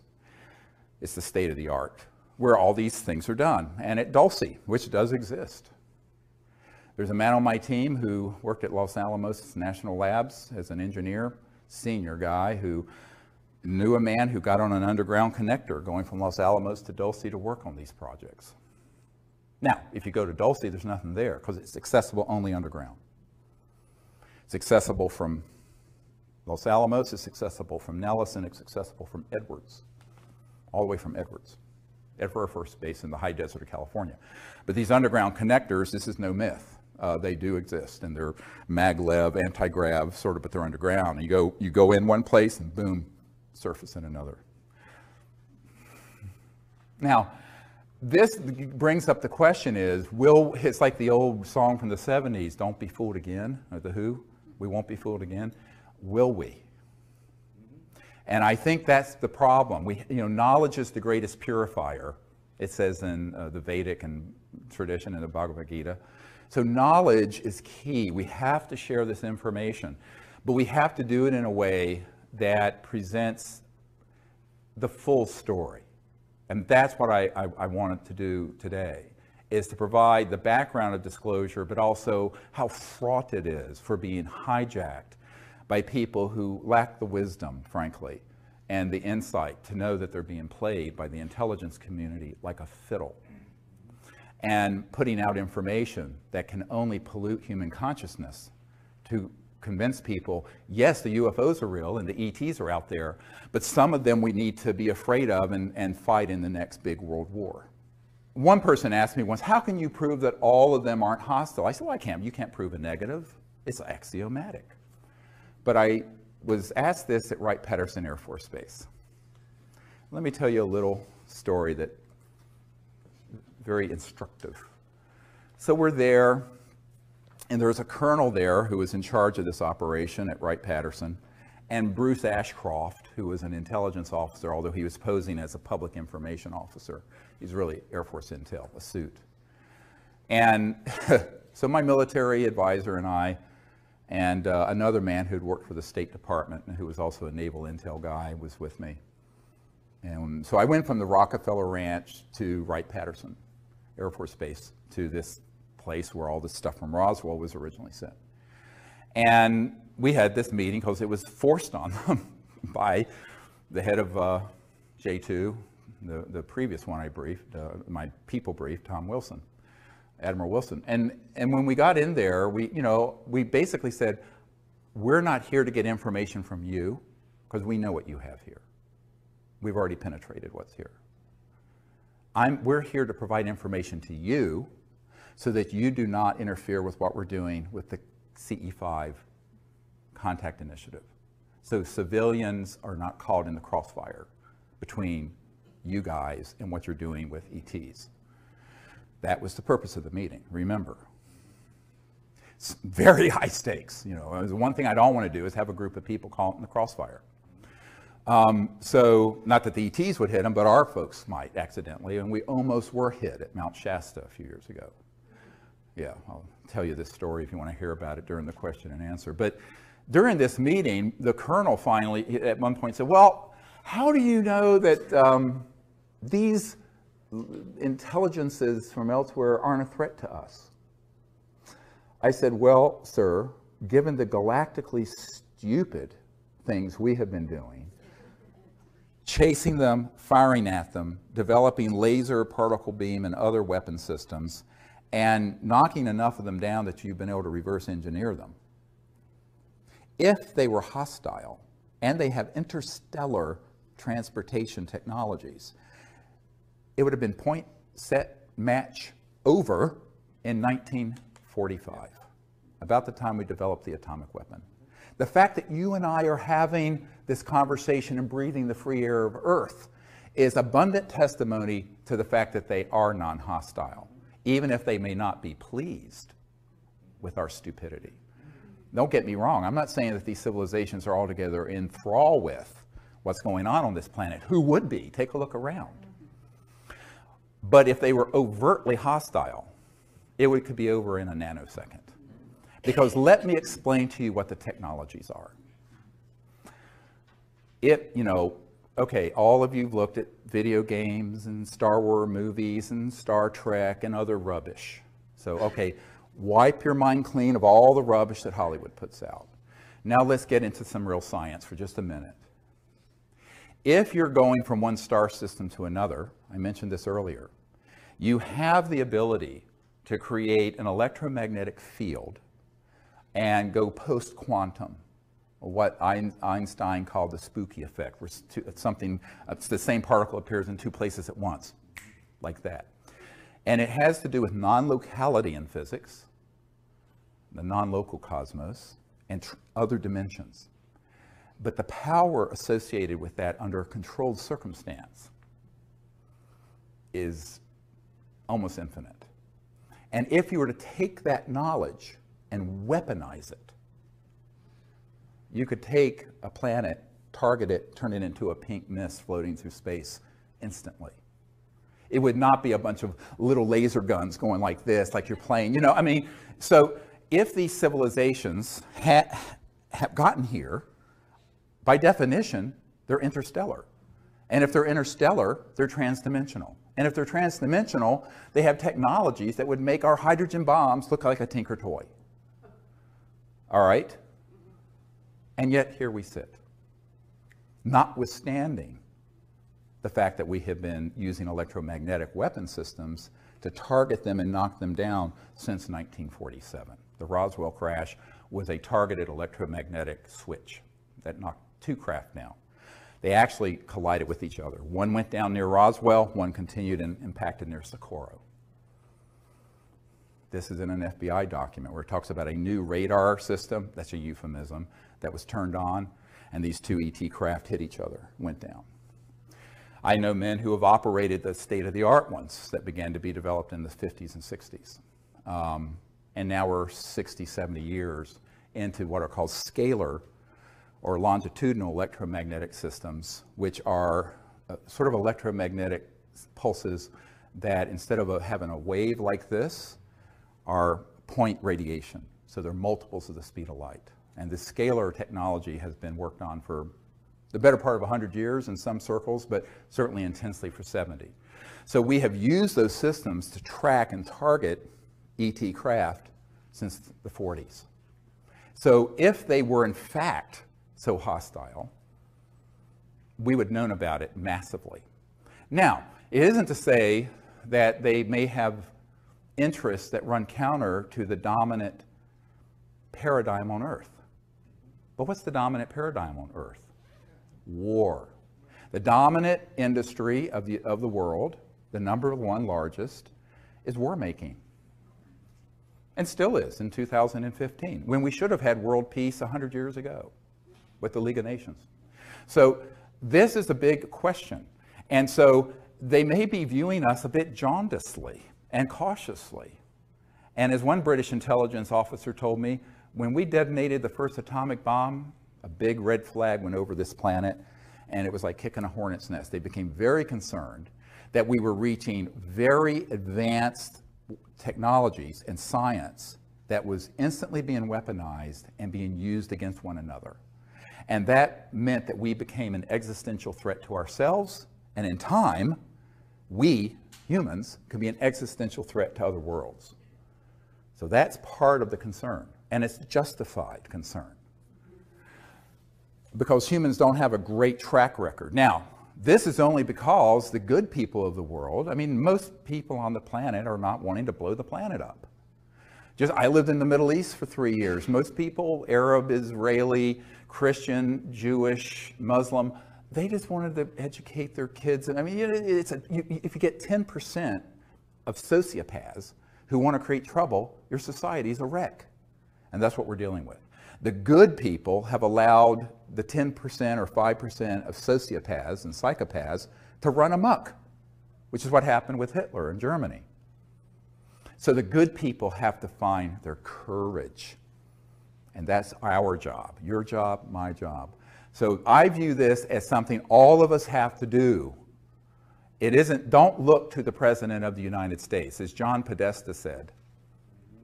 And by the way, a little footnote on that, you know, people think his interest in this was recent. It wasn't. After we did the National Press Club event in 2001, he publicly came out in favor of disclosure. This is the senior advisor to the President Obama. And also, he was chief of staff for a number of years, 4 or 5 years, for Bill Clinton, during which time we were doing all this with this Project Starlight, which has been misnamed the Rockefeller Initiative. It wasn't Rockefeller's initiative, it was Project Starlight's initiative, frankly.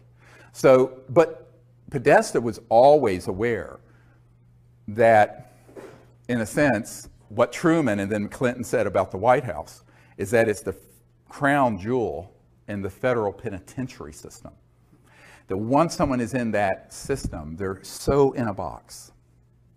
And when he left the Obama administration recently, he tweeted out, which became this big uproar, about how one of his regrets was not being able to effect UFO disclosure.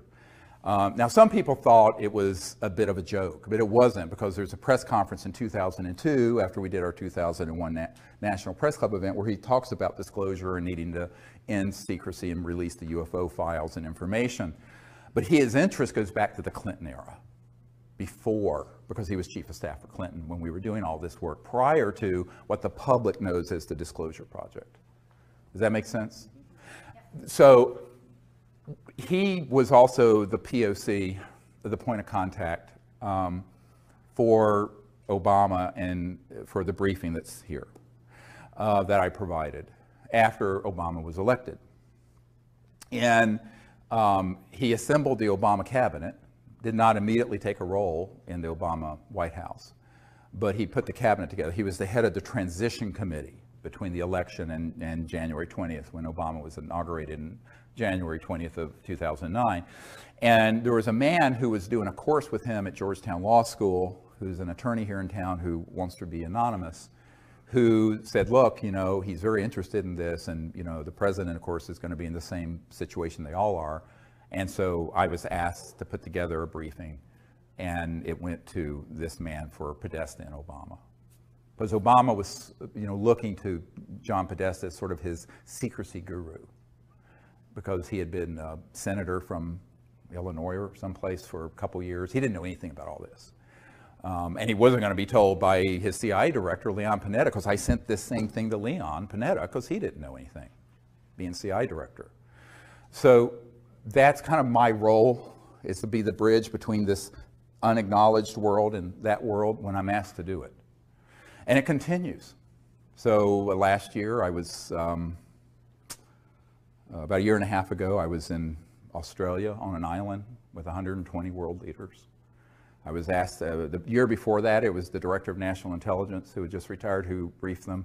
And 2 years before, it was Bill and Hillary Clinton. That year, it was my turn in 2013. And I presented all this material to all these people in the world.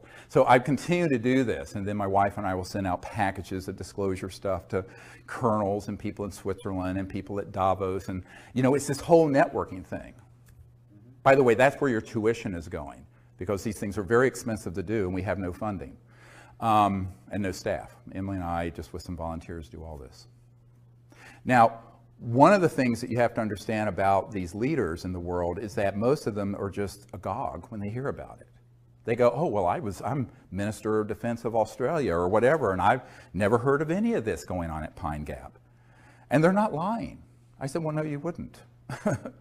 So it's sort of an unenviable thing to have to do, because I'm really the deliverer of very bad news.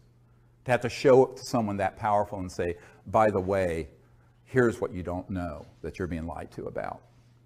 But so we continue to do that. But the big action, and that's sort of a service to people in government, because I view the good people, and there are good people in government, as victims of this secrecy, just like we are. Where they failed is in their constitutional duty to take on that machine. And that's where the courage comes in. And I think that's why we're going to have to view ourselves as the leadership, all of us in this room and the people out in the public who support disclosure. And the next wave of disclosure are going to be two things we're going to talk about after our break in a moment. One is a mass defection program. What am I talking about? We've got to network, tell everyone we know, and find another wave of people who are currently deeply involved in these covert programs who will approach me, and we will massively defect at once. Because even what I'm sitting on, there's probably 10 or 15% that's out in the public domain. Some people I've interviewed have asked me not to release it till they're dead. Fantastic. Okay, so that's the next phase. The other is mass contact.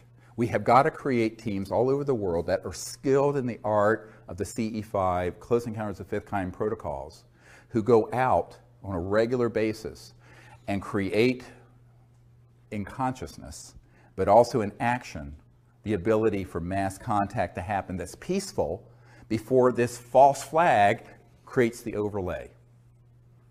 So it's a race. We're a race against the clock. And so that's how it has to happen.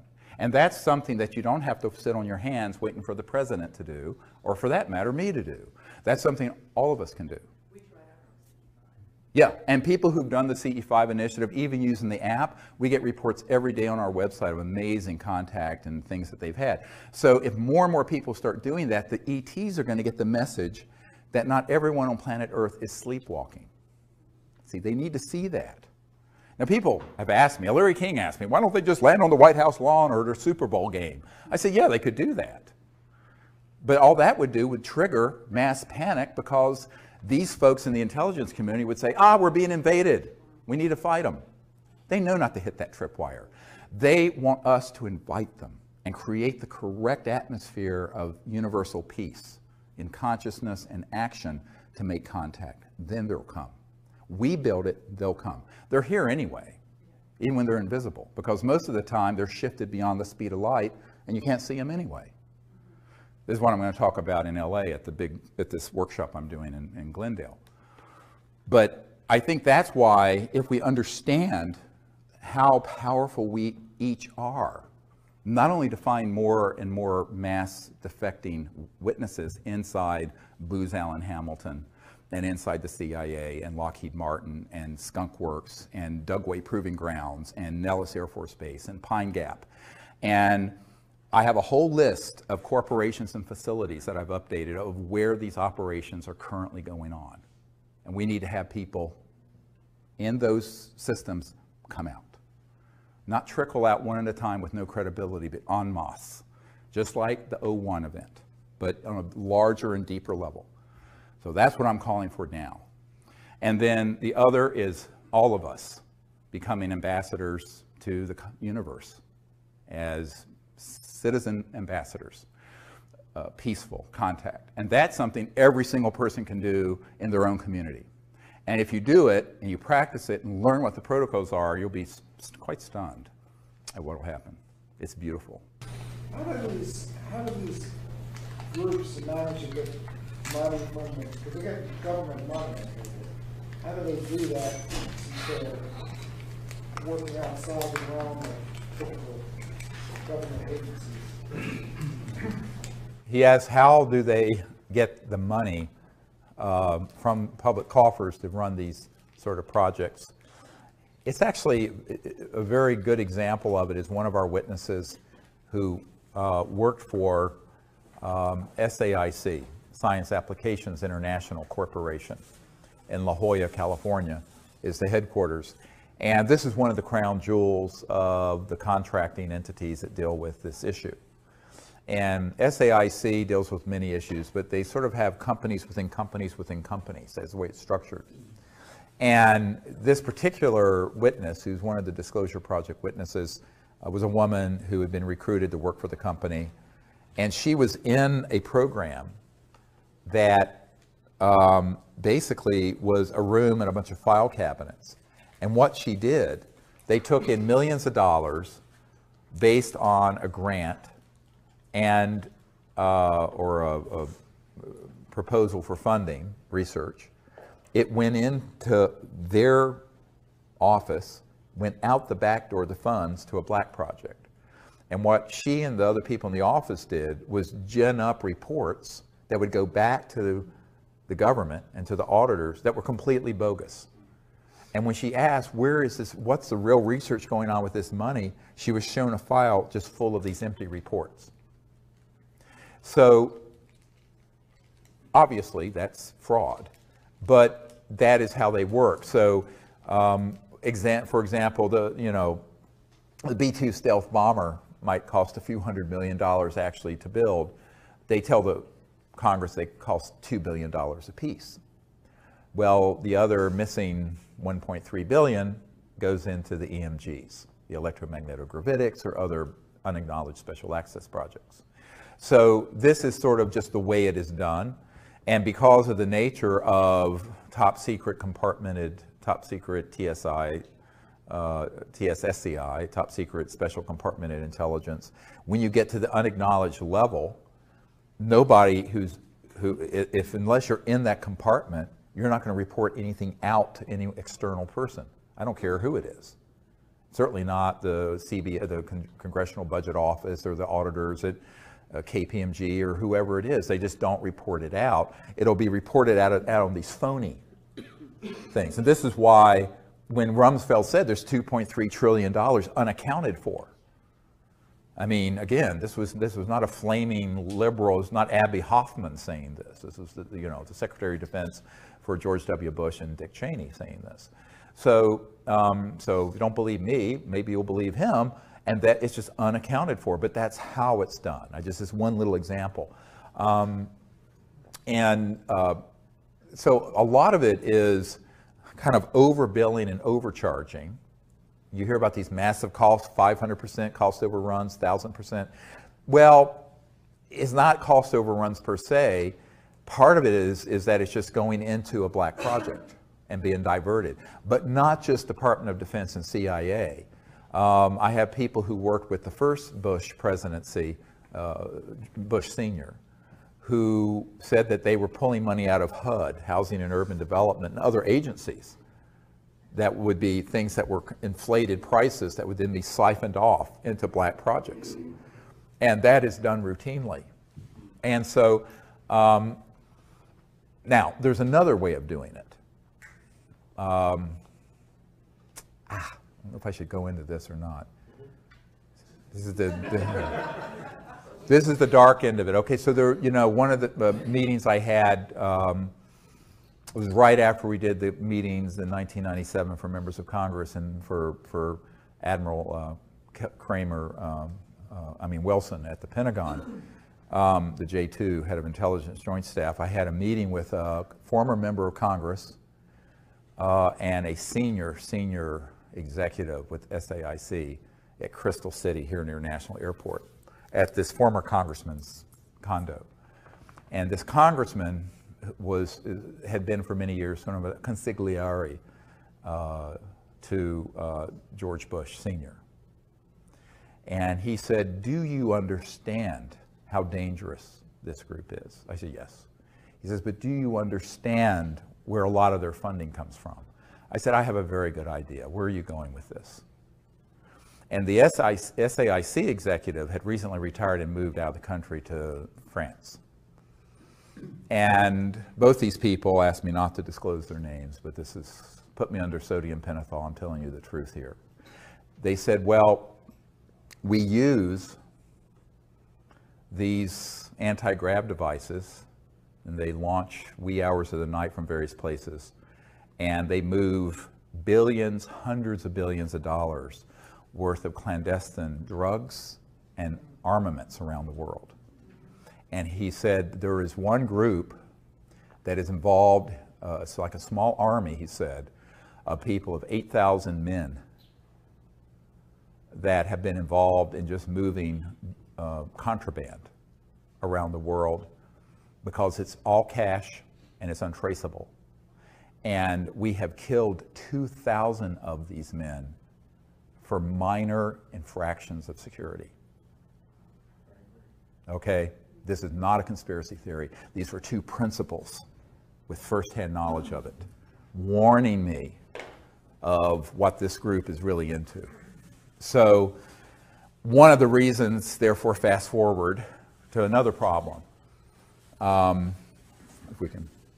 If the drug war has been created so that by making it illegal, it not only keeps it criminalized, but it creates a domain where so these super black illegal operations can kind of pluck the low-hanging fruit and have a very large, I'm talking hundreds of billions of dollars of funding by being kind of integrated with these criminal enterprises. Now I'm not in favor of drug use, but I think it should be completely legalized for that reason. And that would just suck all, it won't be. Now, they'll wrap themselves in morality and public health and all this other stuff. They could care less. I mean, any kid, any middle school kid can go to anywhere and get any drug they want in the DC area or even out in Virginia in the rural area I live in. It's so that it creates their own little monopoly, and it does. And this is not a conspiracy theory, because I have met with the principals who were involved in those operations. So that's another source of funding. Now, there's another source of funding. So we have the black budget of the United States government, 100, 200 billion a year. You have this clandestine and very dark criminal enterprise running drugs and armaments. And then you have another source, and that is, I call them the corporate spin-offs. Pieces of junk like this. The technologies at Murray Hill facility, AT&T in the early days, Bell Labs, Lockheed, there's a lot of technologies that have been spun out of, as Colonel Corso said in The Day After Roswell, that were studied that have made their way into the public. By studying extraterrestrial materiel that have come from our downing of these aircraft, spacecraft. Those end up going first into these unacknowledged projects, but then they get moved into their corporate partners and then get monetized as a product. Fiber optic, integrated circuits, computerization, miniaturization, special material sciences, a lot, night vision technology. A lot of these things came out of those classified projects that were studying ET technologies. Now, what they've held back are the energy generation and propulsion systems, but they have monetized and become enormously wealthy through these others that have been monetized. Now, we, the taxpayers, have paid for that research, but it ends up getting a patent and gets spun out as, look what we invented. Now, most people, you know, and it's interesting that this guy named Thiel, who was one of the co-founders of PayPal, I believe, recently said in an interview with Fareed Zakaria on CNN that there has been no real discoveries and progress technologically in 50 or 60 years. And this was on CNN. It still takes you the same amount of time to go from JFK to Paris now as it did in 1964, 50 years ago. And that basically what we've done is sort of tinker around the edges. Now, I know people, when they hear me say this, the people in Silicon Valley and who think they're high tech with this, I mean, we had telephones 100 and some years ago, so, are just like appalled. I said, yeah, but the internet was developed by DARPA, the Defense Advanced Research Projects Administration. The technologies that are in here were spun out of these covert programs, and then people innovated them. They did innovation and applications, not discovery. So, and if you come up with a fundamental new discovery in science and technology that is really disruptive, i.e. free energy or something like that, it will be confiscated, either under a national security order or if it goes through the patent process through the patent law provisions for seizure. And if not that, they'll just flat out take it and tell you to be quiet or else. So, and that's true of people at universities, industry, private inventors, et cetera. I know many people who've had that happen.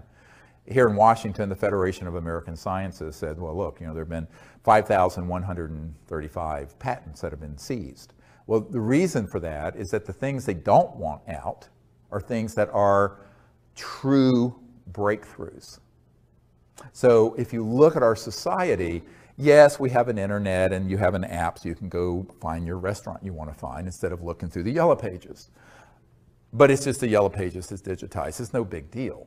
We're still running this thing and all the lights in this building off a coal-fired power plant from the 1800s. Your car is the same engine Mercedes had in the 1800s, internal combustion.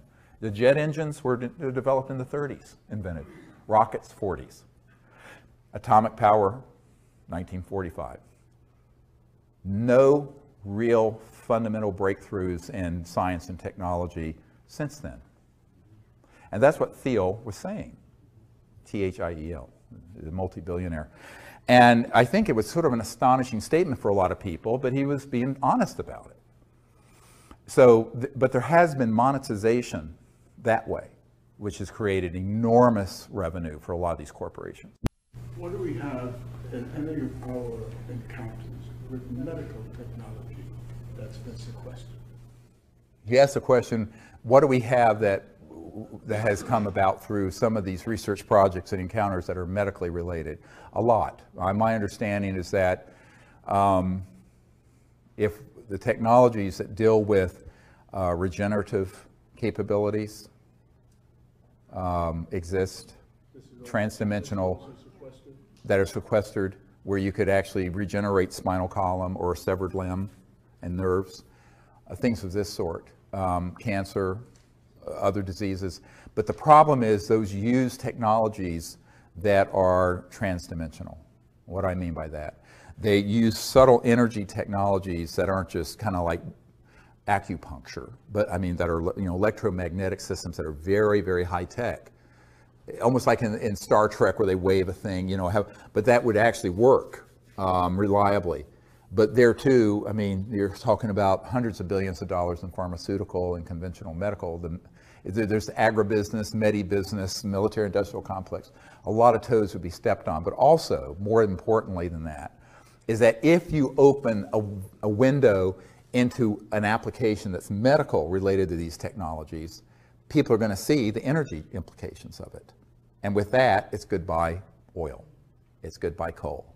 So they've been sequestered for the same reason the energy and propulsion technology. But yes, I understand from men and women I've worked with that there are amazing technologies that relate to medical systems and curative and reparative, regenerative technologies that are trans-dimensional electronic systems that would just blow your mind. Yeah, and so unfortunately, you know, in a sense, our medical system is sort of Stone Age from that point of view. But there is medical information that can help. Yes, there's medical information that can help. And one of the things I've said, there are multiple, look at this whole issue of disclosure. First, there's the basic information, we're not alone in the universe. Then there's the fundamental technology, energy, propulsion. And then there are all the ancillary or associated technologies, you know, medical, environmental abatement. Ken Shoulders, who was a scientist, discovered charged clusters that would, under right conditions, neutralize radioactive material. So you could take all the radioactive waste in the world and neutralize it. This was proven.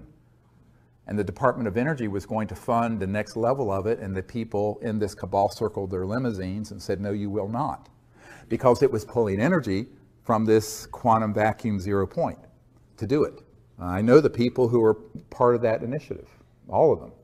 So there are so many spin-offs and benefits of disclosure of this central issue, but that's the reason it's secret, is that the implications are so huge. It's not just the energy sector or the transportation sector. It's the medical, it's the pharmaceutical, it's all of it. But, you know, would 99.999% of humanity benefit if it was used peacefully? Now, there's a big caveat. If it was used peacefully, yes. The bigger question becomes, as a colonel who was in charge of future technologies for the Air Force, and I discussed here in DC not long ago, what if they're weaponized? I said, well, they already have been, haven't they? But they're covertly weaponized. But what if they proliferate and are weaponized? So this gets into sort of the larger question, evolutionary question of, are we willing to go forward as a peaceful civilization or not?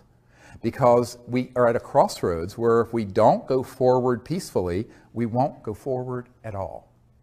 And it's not world peace, it's universal peace. It's interplanetary. So one path leads to, it's like the Hopi line or the Hopi prophecy rock. One line leads to termination and the other one leads forever out into the future, into the stars. We are the last generation to make that decision. We don't have another 100 years. So that's why this is so critical. It's why I left my medical career to work on this, because I came to realize, once I realized what was behind the secrecy, why it's so secret, that it really doesn't matter. I mean, yes, I can save one life at a time in the ER, or maybe 3 or 4 when I'm really busy, but I used to have to run multiple code blues. Code blues when your heart stops. But now we have the responsibility of the earth and all of her children for the next thousands of years in the balance, hanging in the balance. So humans have been trying to make this transition for a very, very long time, and it keeps getting thwarted by, let's say, call special interests, people who are hell-bent on maintaining the status quo of the financial system, the political system, whatever it is. But there has to be let's say, a nonviolent revolution that has to take place. I'm not a violent person, but I don't think you let these the sociopaths who have another agenda to continue to call the shots as they have for the last 100 years. We have to have the good people step forward. Most people, though, who are nice are too nice. And one thing that I found very early on in 1992, when the head of Army intelligence threatened me, I said, basically, screw you and the horse you rode in on. You get in my way, you'll be in Leavenworth Federal Penitentiary for the rest of your life, because I've got witnesses and documents that involve you in covert illegal projects back when you were a young officer. And he went, oh. I said, you want to get on the dance floor? Come on. Yeah, I've got a lot of stuff that but that's, so that's ugly, perhaps, but you're not going to threaten me and get away with it. But I think that most people, here's one of the problems, is that people are either too nice or they don't have the courage. Like so many of the technologies that I know are held by people who are out there that we've met with, who could bring out these technologies, the first time someone comes up to them and goes, boo, they put their tail between their legs and they run. They're not willing to take the risk. Now, you have to be willing to take the risk, including losing your life, or you can't go anywhere with something like this. Or if they know they can put you on the run with the least little threat of defaming you or threatening you or what have you, they know they've got you, because that's what's going to happen. So the currency the only currency that matters, you have to know about this, you have to have the vision of what to do, there has to be a certain fund of knowledge and intellect, is why I'm sharing. But when push comes to shove, how much heart, courage do you have? And that's true of these medical technologies, it's true of the basic energy technologies, and it's true of the state of the world. So we have to find our hearts, we have to find our ability to come together so that the good people of the earth prevail over these sociopathic folks who have a eschatological agenda, who love, sort of endless war and have the sort of the crescendo happen with some sort of bizarre, Armageddon type thing. Now, of course, if they keep fooling around, they may get their wishes, because the earth isn't going to be able to endure 7 billion people living like we do indefinitely. I mean, we have both polar ice caps melting, and the equilibrium of the earth is becoming, including the magnetic field, increasingly unstable. So this instability is going to increase and not decrease if we stay on the path we're on. It's like the old saying, unless we change directions, we're likely to end up where we're going. Yeah, regarding disclosure, the issues of free energy technology and such, is this a proper picture? It seems that the direction really of disclosure, looking down the road, is one of greater consciousness. Is that true? Right. Right. That's what you're really looking for. Well, yeah, he's asking, is the big picture about disclosure is greater consciousness. It's not just greater, it's the correct consciousness that can support a peaceful application of this. And also a new way of, as Einstein said, no problem was ever solved by the consciousness that created it. And the problem of endless war and the problem of taking every advance of technology and turn it into a new type of club to hit someone in the head with, this is a big problem. And as this colonel in the Air Force pointed out, these technologies would enable someone in another country to deliver a payload in less than a second from the Middle East to Washington. Think about it. Okay, so all technologies can be weaponized. Now, in covert programs, they already have been. But so on the one hand, we have to acknowledge that there's this secrecy. It needs to be overseen properly. But the disclosure is when the work begins. When this information is fully out there, including the technologies beginning to come out, we're going to have to completely change the way the world thinks and works. Now, it's going to have to be a world of collective security, where if there's anyone, anywhere on the face of the earth, that weaponizes and tries to use these technologies for harm, they are stopped by all means necessary. And I mean all means necessary. Could we do it? Yes. Now, do we already have the means to monitor and enforce that? Yes. Why haven't we? Because they want to subvert world peace by keeping endless war going. Because war, for the recorded history of the human race, has been the central organizing principle of every city, state, and nation. And they don't know what to do. How do you organize people if all of a sudden there's world peace? So, an interplanetary peace. So, I always point out, we don't want to have a unified, peaceful world in order to have interplanetary war. Now, this is the going backwards, a big step, not forward. So, but that is the biggest jump in human consciousness we've ever seen. And it is a spiritual and social, psychological issue more deeply than it is a technological or information one. Absolutely, 100%. Yes, sir.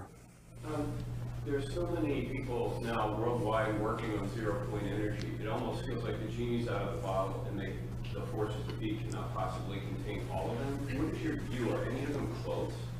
Yes, so there's so many people working on zero-point and similar approaches, and the genie's getting out of the bottle. Can they contain all of them? And is anyone close? Yes, they can contain them. And yes, there are people close. In fact, there are people who have them. Let me give you one example. We believe there's a fellow named Rossi in Italy who has a device that generates apparently over unity excess energy and heat. Although no one knows the mechanism of action, he's keeping it a trade secret. Very big and probably fatal error.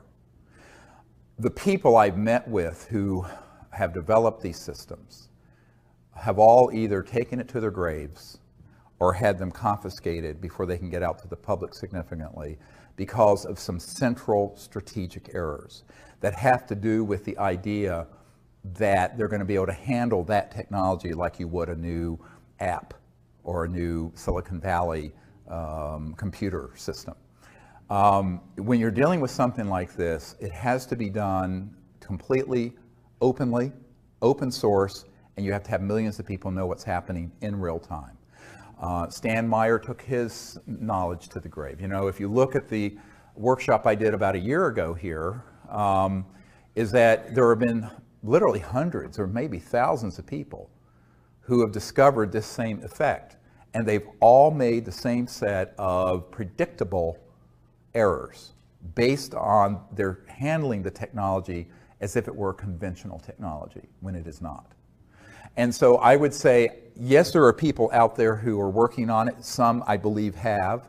I have a friend at Stanford University who knows a man at the National Security Agency who confided that they're tracking what Rossi is doing very carefully, which indicates to me where there's smoke, there's fire. If Rossi's listened, heads up. So, but strategically, tactically, and strategically, he's handling it in a way that guarantees failure. Because by keeping it tightly held, coveting, trying to keep it secret, overly concerned with monetizing the technology instead of getting it out, he is going to step into every booby trap that's been set out there. And the chances that it will make its way out to the public is infinitesimally small. And that's not just true of Rossi's technology, but of every other person who has that same idea. Again, it's because the system exists to hoover up, suck up all those technology and sequester them. Now, I just recently learned in the last couple months of a man who was working with a group of investors who was funding a man up in New York at a university, a professor, a physicist, who had discovered how to take just natural gas and burn it so there was 0 carbon and 100% utilization. That technology was going through the second round of funding and was bought out by a division of the Army and black shelved. This is fairly recent. There was another technology he was working on dealing with batteries. And as you know, like Tesla Motors has like 900 pounds of lithium batteries in that car. It's a very inefficient system. We have a Chevy Volt that it runs on our solar farm out in the country. But it's incredibly backward technology. And a group had developed a battery that was, instead of 900 pounds, 100 pounds that would charge in 15 minutes. That would take okay. But it was so radical that Tesla and some of the other groups had put together, I think it was about $1 billion between 2 different groups to acquire it, and British Petroleum came in, bought it for God knows how much, and black shelved it. This is fairly recent. So these are not conspiracy theories. This happens every day. So if you have a technology and you go the conventional investor route, funding route, patent route, intellectual property route, it's DOA, dead on arrival. Now, we've seen this over and over again, going all the way back 100 years. So, you know, the definition of insanity is doing the same thing over and over again, expecting a different result. All right?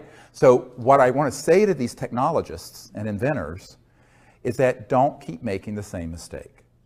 But ultimately, the money factor and the greed factor and the power factor, people wanting power and money and da-da-da, they really think they can just like be like the next Facebook guy or the next, you know, Standard Oil, Rockefeller family. That thinking is what ends up being their Achilles heel. Because ultimately, it ain't going to work that way. And someone's going to have more money and power than the next person has, and they're going to buy it out. Or it's going to get sequestered through a national security order. So the only way to do it that I can see is to do it openly, transparently, in real time. Every step of your development is uploaded to the internet, which is my proposal for the energy research and development program we want to do. Well, we don't have the funding to put that together. But if I were just to be put on the advisory board for these new energy researchers, I would say that's the first thing you have to do. The problem is many of them are trying to get funding from people who want to be able to get a return on their investment. So that gets into the question of you have to find people who are true angel investors who want to put the funds in, and they may never see a penny out.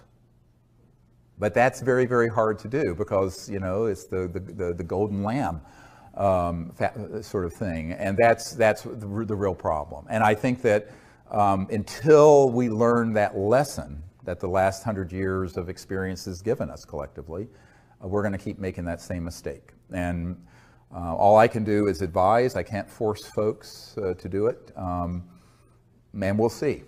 I would like to see someone make it through that juggernaut. But I'd be very surprised if they do, using the strategies of conventional business, intellectual property, finance, and investor concepts. I've been following your work for a lot of years, and particularly that video that you put out, where there were like 400 or some people that worked for the government, and they all stood up at the podium and they spoke. I was amazed that you put that out there. But I read an article that you had put out talking about Buzz Aldrin. He had died back in November, and you put the article out about his death and how his family couldn't speak about. Oh, I think that was Neil Armstrong, actually. Neil Armstrong. Yeah. The first man to walk on the moon. Yeah. Exactly, and you said that when he landed, he saw something that he couldn't talk about? Yes. What So was it? Yeah. This is a really great question about what really happened. You know, my uncle worked for Grumman, that became Northrop Grumman, and Grumman had the contract to build the lunar module. It landed, a funny looking thing that looked like a spider. It landed on the moon in 1969 on July 20th or whatever it was. The first two men on the moon were Neil Armstrong and after him Buzz Aldrin. Yeah. And back when we were doing these briefings for Congress, and in fact even before then, the Asilomar gathering in 1995, we reached out to Neil Armstrong because I knew from contacts and family that when we landed on the moon, we weren't alone. Okay. And that Neil Armstrong, there were two people who've been on my team for many years who were good friends of his family. And so we reached out to him and invited him to come to those events, and he politely declined and told us that it was made very clear to him and the other Apollo astronauts who witnessed this first event, where when we landed at the crater on the moon, the rim at the top of the crater was, quote, crowded with UFOs, the craft that were up there, multiple of them, and that these were filmed. And that I know people personally who've seen that film footage. And that's why the film footage that came back to the Earth, and we did go to the moon, but some of the footage, it doesn't make sense because the flag is moving. Now the reason for that, and this is where people say we didn't go to the moon, it was all hoax and filmed in a basement up in New York. The truth is we went, but during the lunar orbiter, going back before the Apollo mission, we actually were circling the Earth taking the first early digital photographs. And as you know from the testimony of Disclosure Project witness Carl Wolf, there were structures on the moon that were artificial. Some were newer and some were very ancient. And so they knew the covert programs, and these images were being downloaded to out here at Langley, not the CIA headquarters, Langley Air Force Base, to a compartmented operation run by the National Security Agency that was then sequestered away from the other NASA scientists. But the people running that project, the deep black people in those projects, knew that it was likely we were going to encounter something not of this world or a UFO when we landed.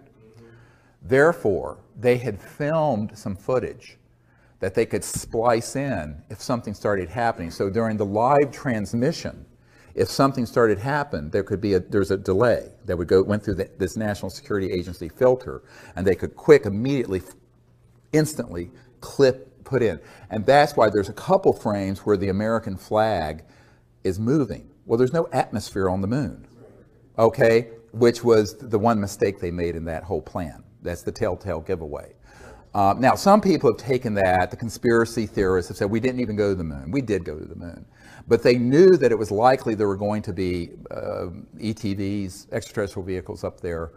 And so when they stepped out, of course, and we're approaching actually, before they even landed, they saw them. So they were already with this sort of pre-prepared film that looked very, very good, except for this one error. And so Neil Armstrong and Buzz Aldrin know for a fact. Now, Neil Armstrong said, look, if I were to go forward and talk about what actually happened, I've been told, Neil Armstrong said this to us, that my wife, my children, and my grandchildren would all be killed, that they would take us out somehow, some terrible accident. And he says, I'm not going to talk about it. Now, Buzz Aldrin has just basically, he sort of had a nervous breakdown after this and was actually at an Air Force facility. I know a man that was there with him, and he confided that this is also what happened. I also know Buzz Aldrin's sister, who pulled me aside and says, yes, you're absolutely right. That is what happened, but it's not my job to out Buzz Aldrin on this. If he's ready and he's able and allowed, he will speak about it. But you have to understand, enormous pressure was put on these men never to speak about what actually happened.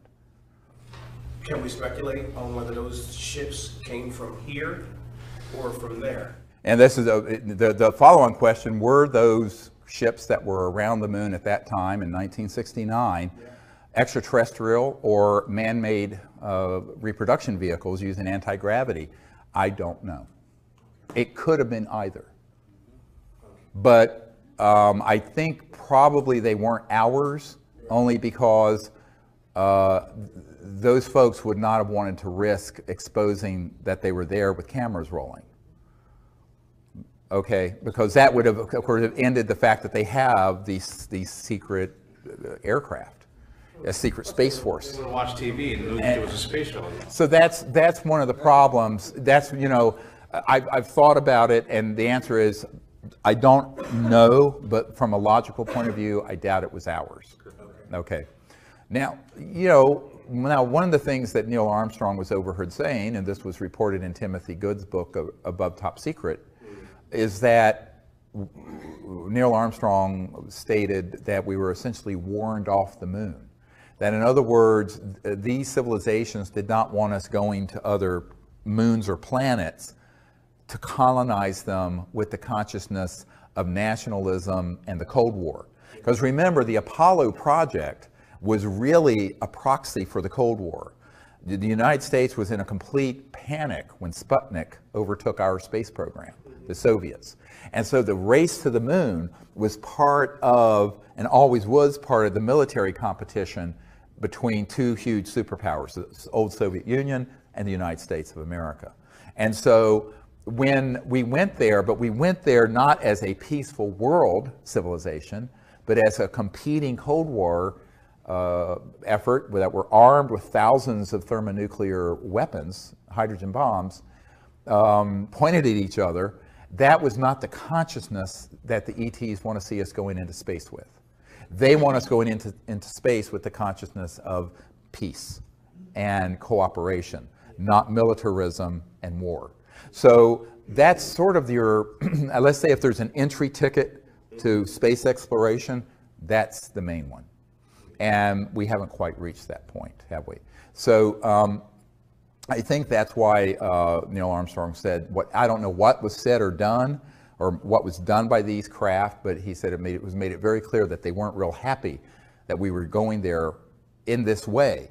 And that's, in my opinion, why we wound down the space program to the moon.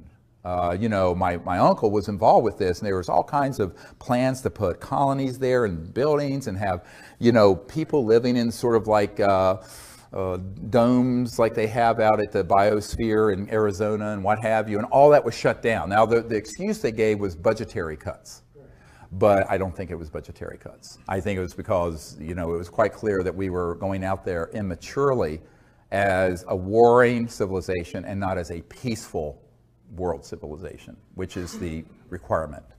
Yes, ma'am. But Kennedy had talked to the Soviets about going jointly. Was that a peaceful thing together, or what prompted him? What did he know, or what was behind his question? Because he took a lot of flack. Yeah, Kennedy did want to do an international, from the beginning, space program. And, you know, when he was assassinated, Khrushchev wept and stated, now we will not have world peace.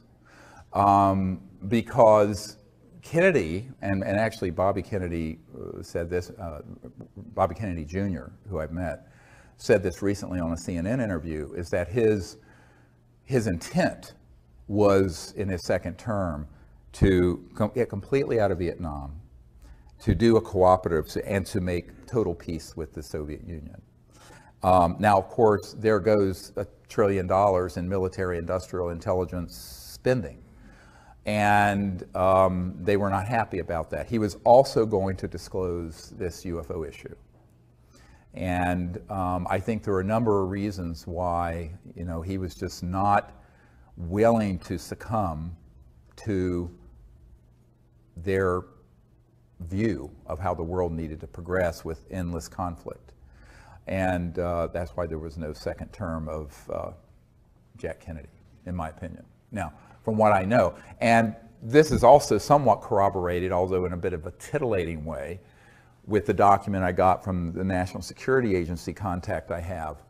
That's the Marilyn Monroe document. And in the Marilyn Monroe document, it's a top secret document that was handed off to me, never declassified, authenticated by a man who used to be General Odom, ODOM's right-hand guy, who was National Security Agency head for years. And in this document, it was a wiretap summary that the CIA wiretapping a bunch of people, but mainly Marilyn Monroe, who, as you know, had had an affair with Jack Kennedy and also with Bobby Kennedy, And they knew it was becoming too public, and so in 1962 or whenever it was, they cut that off. And she was furious, so she was calling up Bobby Kennedy, this Attorney General, and an art dealer named Rothberg in New York, and other people, saying that she was going to hold a news conference to tell Jack Kennedy, to tell the world what Jack Kennedy had told her about, quote, objects from outer space that were recovered in New Mexico in the 40s, clear reference to Roswell, as well as some other matters. That wiretap summary is dated the day before they found her dead. Now, when I brought this up to, there was a famous actor and singer named Burl Ives, who used to be on our executive committee, and he was friends with Marilyn Monroe and Elizabeth Taylor. And Burl Ives, when I showed this document to him, he says, he just held his head. He says, we all know Marilyn was killed and that it wasn't an overdose. We didn't know why. And he was a 33rd degree Mason. Burl Ives was. He has a room in this building next door, the big 33rd degree Masonic temple next door. And I said, yeah, well, Marilyn didn't know what kind of big toes and big gorillas she was stepping on. But of course, the whole world would have covered that press conference. It would have been sensational. And so Marilyn Monroe almost certainly was assassinated because she was going way too far off the reservation. And this document has the proper project code names and code numbers for that era. Project Moondust, Project 46, some of these key project code names and code numbers for the early 60s. I have that document. It's in my first book. It's there for anyone to read. It's explosive, and it's dispositive, actually. But unfortunately for Marilyn Monroe, you know, she didn't realize that this was non-trivial. This is not a trivial thing to hold a press conference, a person of her stardom in that era. I mean, she was huge, talking about these specific issues, because she had learned that apparently in pillow talk with Jack Kennedy. And so it cost her life in order to keep that quiet. Well, I was wondering, the organization, this invisible organization that more or less runs the whole thing, if you were going to put a face on it, or an organization, do they hold regular meetings, or how do they operate? They have to do some kind of thing right now. Very good question he's asking. You know, this group, Magic Control, the Majority Committee, Joint Intelligence Committee is what it is called. That's where MAGIC comes from, M-A-J-I-C. They do have meetings. It's actually transnational. There are people from other countries involved with it, not just U.S. Always has been transnational. The U.S. is key because it's the economic and technological powerhouse, but Great Britain is also very important in all this. And you know, there are various people who have been on the senior committee, such as Admiral Bobby Ray Inman. I know for a fact he was the head of the National Security Agency. Prior to that, he was Deputy Director CIA, and then he became a board member of Science Applications International Corporation. So I know a number of the people. I met with some of the people who are on this group, including people who are deep covering the CIA and elsewhere. And former members of Congress and other SAIC executives I've met with. But, you know, it's also very compartmented. So in other words, you may have 200 or 300 people in this group that are the sort of committee, but even within that, it's a pyramid, and there's compartments within it. Not all of them know everything going on. It's not like it's an all-access pass. And some have gone rogue, splintered off and kind of gone rogue, even within the rogues of the rogue, if you get my drift, which is why it's so dangerous. You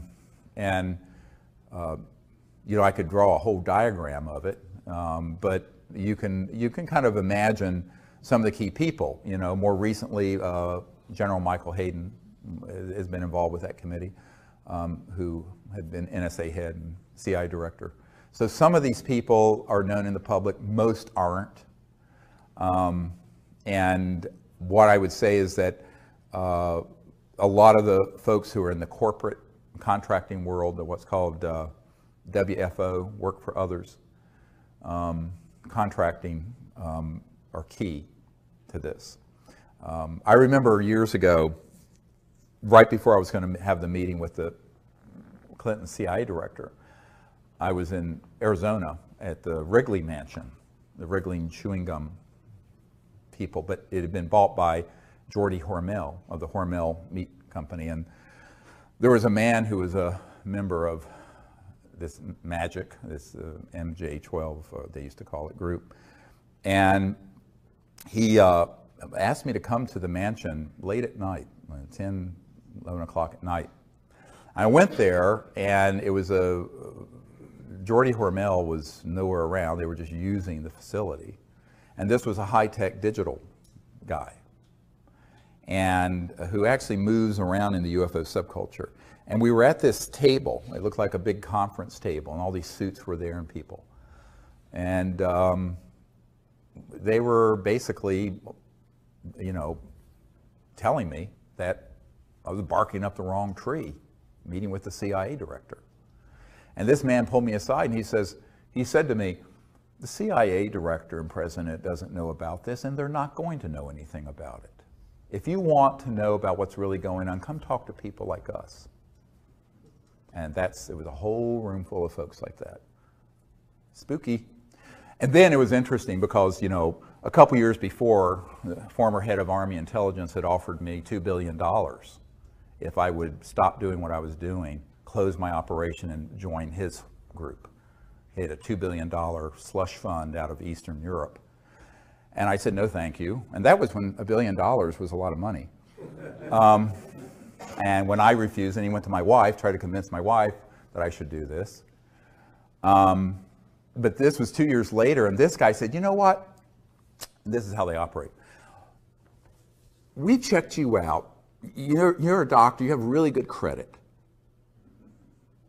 Take out all the credit cards you want, and you can run all your operations, max them out each month. Because my group, we run the supercomputers that back up the global financial system, and we'll just zero them out every month. That's what he offered. We'll just zero all your credit cards out every month. I said, well, that's very nice of you, Jim, to offer that, but then you would own me, wouldn't you?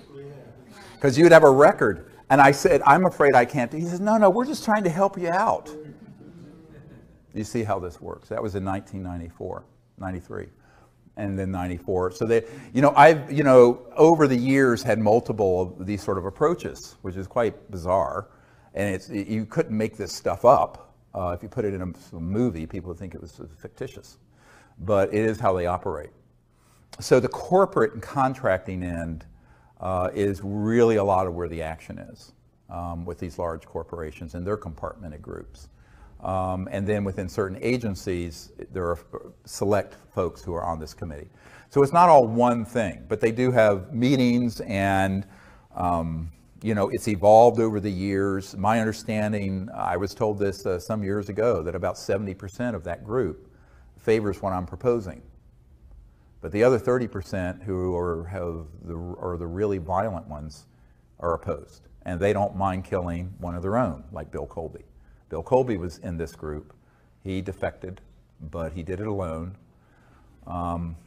And he was going to make a run at the crown jewel of what they were keeping secret, and that's the energy technologies. And that, as I mentioned, that week they found him floating down the Potomac River.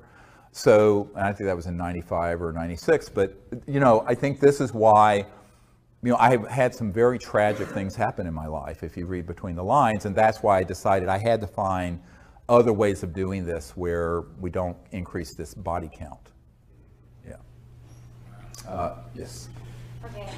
First thing, sorry about my terrible accent. No, you're fine. Okay, so this is an important and personal question for you. How the ET choose you, and how they decide you are the right person for making contact. And if that happened and they contact you after that, what to do? She's asking how the ETs choose, not me, but you, a person in general, to make contact. I think that there's a saying that's been, I think, inappropriately translated. Many are called, but few are chosen. I think it really is supposed to say, many are called, but few choose to answer the call. And so I think that there have been knocking on our front door and our back door and our side door for a very long time, these civilizations. What they're waiting for are people who will approach them without fear and prejudice, without violence, who understand a little bit of their reality, who will educate themselves a little bit about what it means to be interstellar. And to be interstellar means to be in an extraordinarily high state of consciousness, personally, but also your technologies are interfacing with consciousness. And so that's why, you know, if you approach it with an ethical and moral intent of a pure heart, peaceful purpose, no fear, no prejudice, but also have prepared yourself for, shall we say, the unusual, even strange or bizarre ways that they may interface with you, so you're not afraid when they do, then they will. But they expect a certain level of you being educated and prepared. And then they will. And I don't think it's, you know, I've always said, I don't think I'm special. I don't think anyone is disabled from being able to make contact. I think it's them willing to go through the process of training and education, but more importantly, what is the purity of your heart and intent? You know, it can't just be because you want to see a UFO and be entertained, like dolphins at SeaWorld. It has to be for a sincere purpose to be a liaison between humanity and their culture. And if there's that purity of intent, then I think you'll be astonished. But there's also the preparation that has to happen. The reason for that is, if you read the last book that we put out about extraterrestrial, the countdown to transformation, extraterrestrial contact, countdown to transformation, and you read the accounts our senior team has had going around the world, some of it's very strange stuff. Like we have a team up in New York where there are these two wonderful ladies, and Diane and her wife, Marilyn, when they first read my book, Hidden Truth, Forbidden Knowledge, had their cell phone accessed when, I forget which one, was at the dentist office. And all of a sudden, this sphere appeared on her phone, and the C-SETI tones, those tones we use, started playing over the speaker system of the entire dentist office and over her phone. And this happened multiple times until she came to the Outer Banks of North Carolina and got trained and just had amazing contact. But it was very strange stuff. And in fact, the dentist came out and said, "What's that weird music?" And it sounds like something from outer space. And it was all coming through. I think it was Marilyn's phone. I'm not sure. Or Diane's. It was Diane, yeah. So there's all kinds of ways where they will sort of initiate you and test you to see if you're ready for. Most people live in a very 3D, almost teleologic, very in a box world. But if you're interstellar, you're not living in that world. You're living in the world of higher dimensions, higher consciousness, energy fields that are completely beyond the speed of light. And so when those come into 3D, it can be very unusual. And so preparing yourself for contact involves understanding where mind and consciousness and thought and electromagnetic systems and all this phenomenon come together. There's a nexus where they come together. And that's why the development of higher states of consciousness in the meditative state is the foundation of the whole Close Encounters of the Fifth Kind initiative. It's very controversial amongst the nuts and bolts crowd in the UFO subculture. I said, yes, but you're not dealing with civilizations using a piece of junk like this. They're not communicating using the speed of light. Because if they're from the Andromeda Galaxy, which one of the ETs that came at Joshua Tree told us he was from the Andromeda Galaxy, And we have a photo of it. It's on our website. Go look at it. This is 2.5 million light years from Earth. At the speed of light, it would take 5 million years to get a signal from there to here and back. 5 million years. Homo sapiens haven't been on Earth for 5 million years. So now that means that they're using technologies that are transdimensional, going beyond the speed of light, and which also, it so happens, interface with thought forms, energy fields that are in the realm of the thought. What used to be relegated to the mystics, but now is something we have to accept as the real science of the future. And so this is where the science of consciousness and the science of transdimensional and interstellar technologies are going to have to come together, which is actually my first great love. This is actually what got me involved in all this, because before I was a medical doctor, I'd had a near-death experience, and I had this, even though I was raised an atheist, I had this experience of the unbounded being, and it was beautiful. It was a God consciousness experience, for lack of a better word. And I realized that the mind, the consciousness within every single person is infinite, and everything is folded within it. So I began to learn meditation and became a meditation teacher. I was a meditation teacher before I was an emergency doctor. And what I learned was that this became key, and that's why right after, 6 months after that near-death experience, I had this amazing contact experience that I recount in Hidden Truth, Forbidden Knowledge. But I think that it makes total sense, and it's the sort of thing nobody really wants to talk about in polite circles scientifically, because it sounds too weird. But if it's not a little weird, it's not extraterrestrial. It's probably something from Lockheed.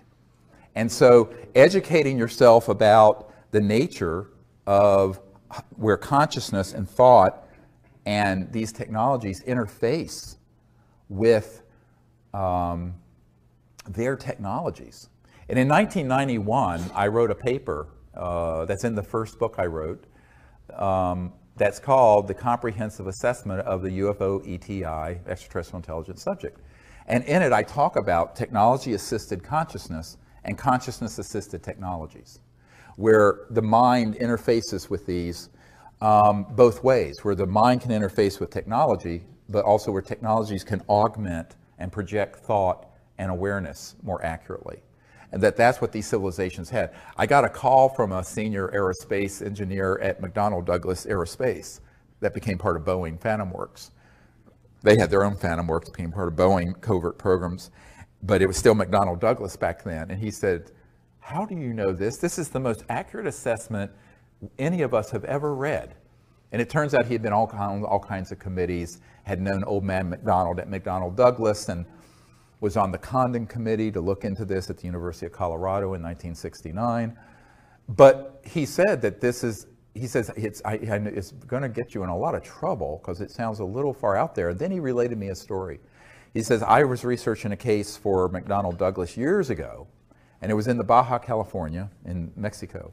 And a craft had materialized, and this ET just appeared outside of it. And he had sort of a little black box, or rectangular box here at his solar plexus. And the person who had the encounter said that as clear as you would hear words in your ears, this being was communicating with his mind. And he was thinking back, and he knows that this device was receiving it and augmenting it and facilitating it. And it was going back and forth, all through thought. And he said that was a very, very solid case. He interviewed the people directly. And I said, well, that doesn't surprise me. I said, how else are you going to communicate interstellar? You have to go at the speed of thought, not the speed of electromagnetic signals. Now, this, of course, opens you up into the ridicule of the tinfoil hat crowd.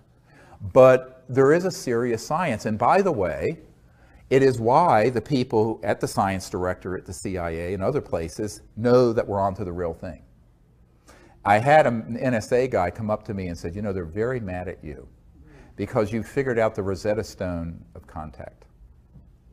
And it involves consciousness and thought, transdimensional physics. But it is also the thing that gets you in the most trouble the most quickly in the conventional world. mainly because the conventional world has been miseducated about science, technology, consciousness, religion, thought, everything. I mean, it's all, you know, it's almost like everything you know is wrong, but, or partially wrong. But that's where you get the preparation, is really in developing your state of consciousness and having this intent. And then you just go out there and put yourself at service. And if you say, I'll be at service to doing this, almost anything is possible.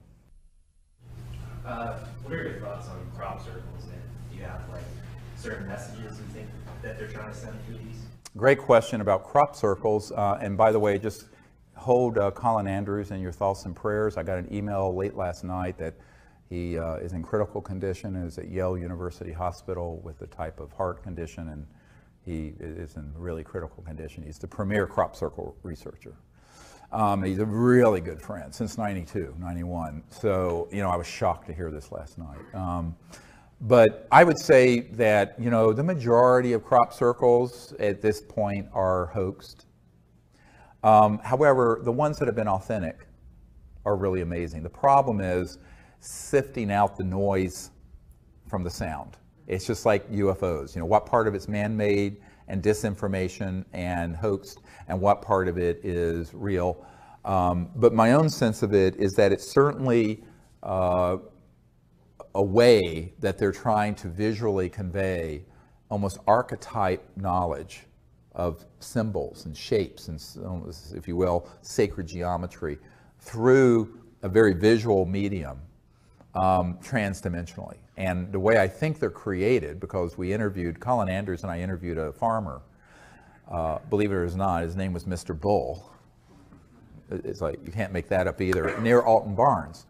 And he had been out on his farm in daytime, and there had been a crop circle that had formed, and then he was there when this energy field just came out of the sky, and it was like a dark, it was like a mobile black hole.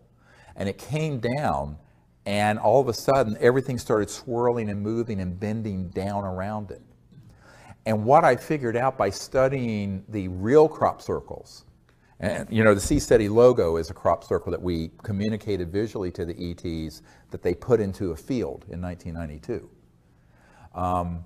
And that whole story is a fascinating story.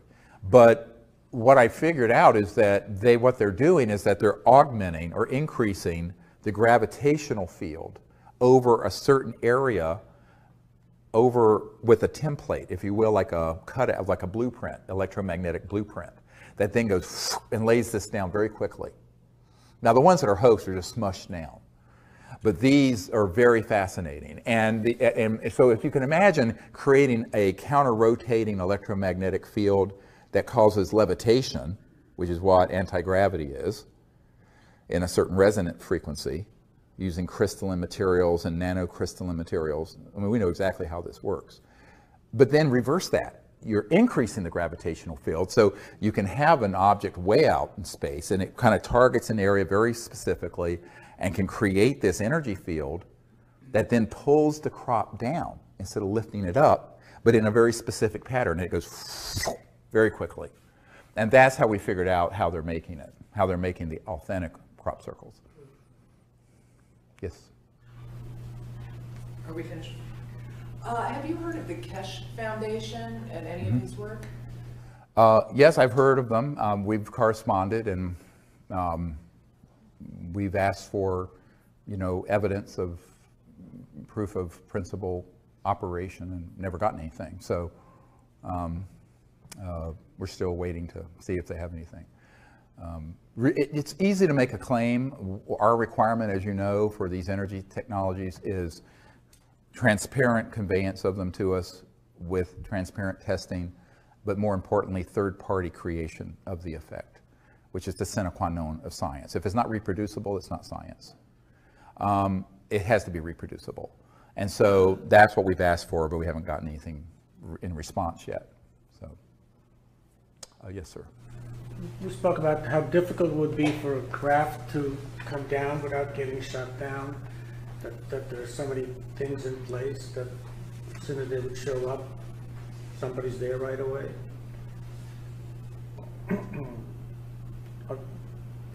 Is there a question?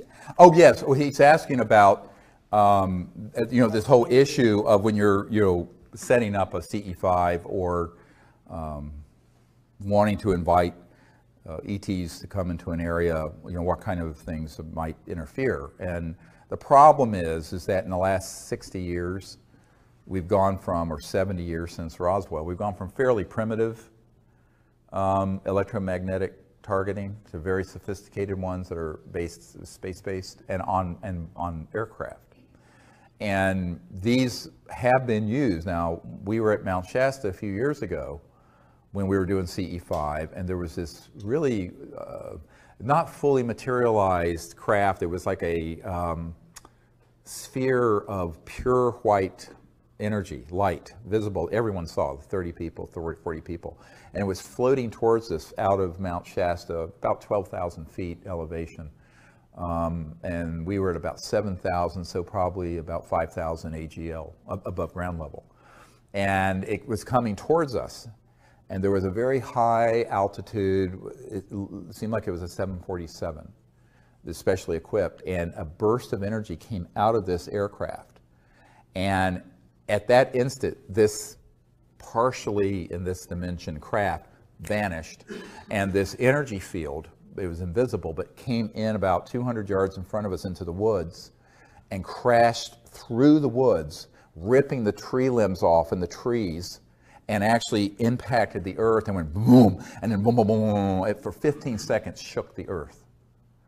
And I thought we were expecting to see a mushroom cloud. Nothing. It was just a directed energy weapon. And that was one of the few times where I was really scared for my group. And I thought, my God, we're all going to get killed. And everyone there saw this. And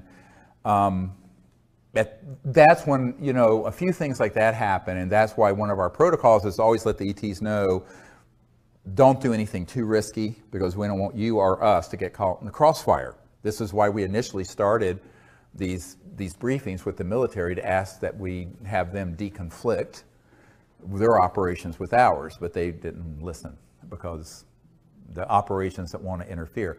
Now, why would that happen?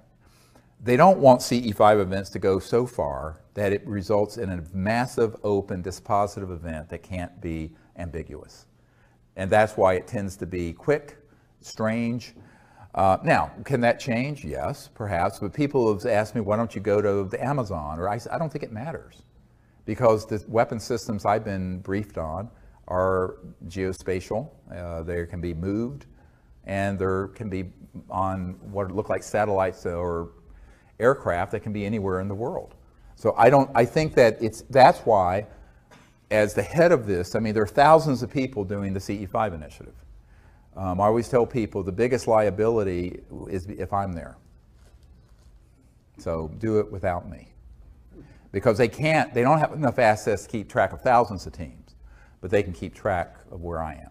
So, but when this happened, it made me realize that they had some new things that were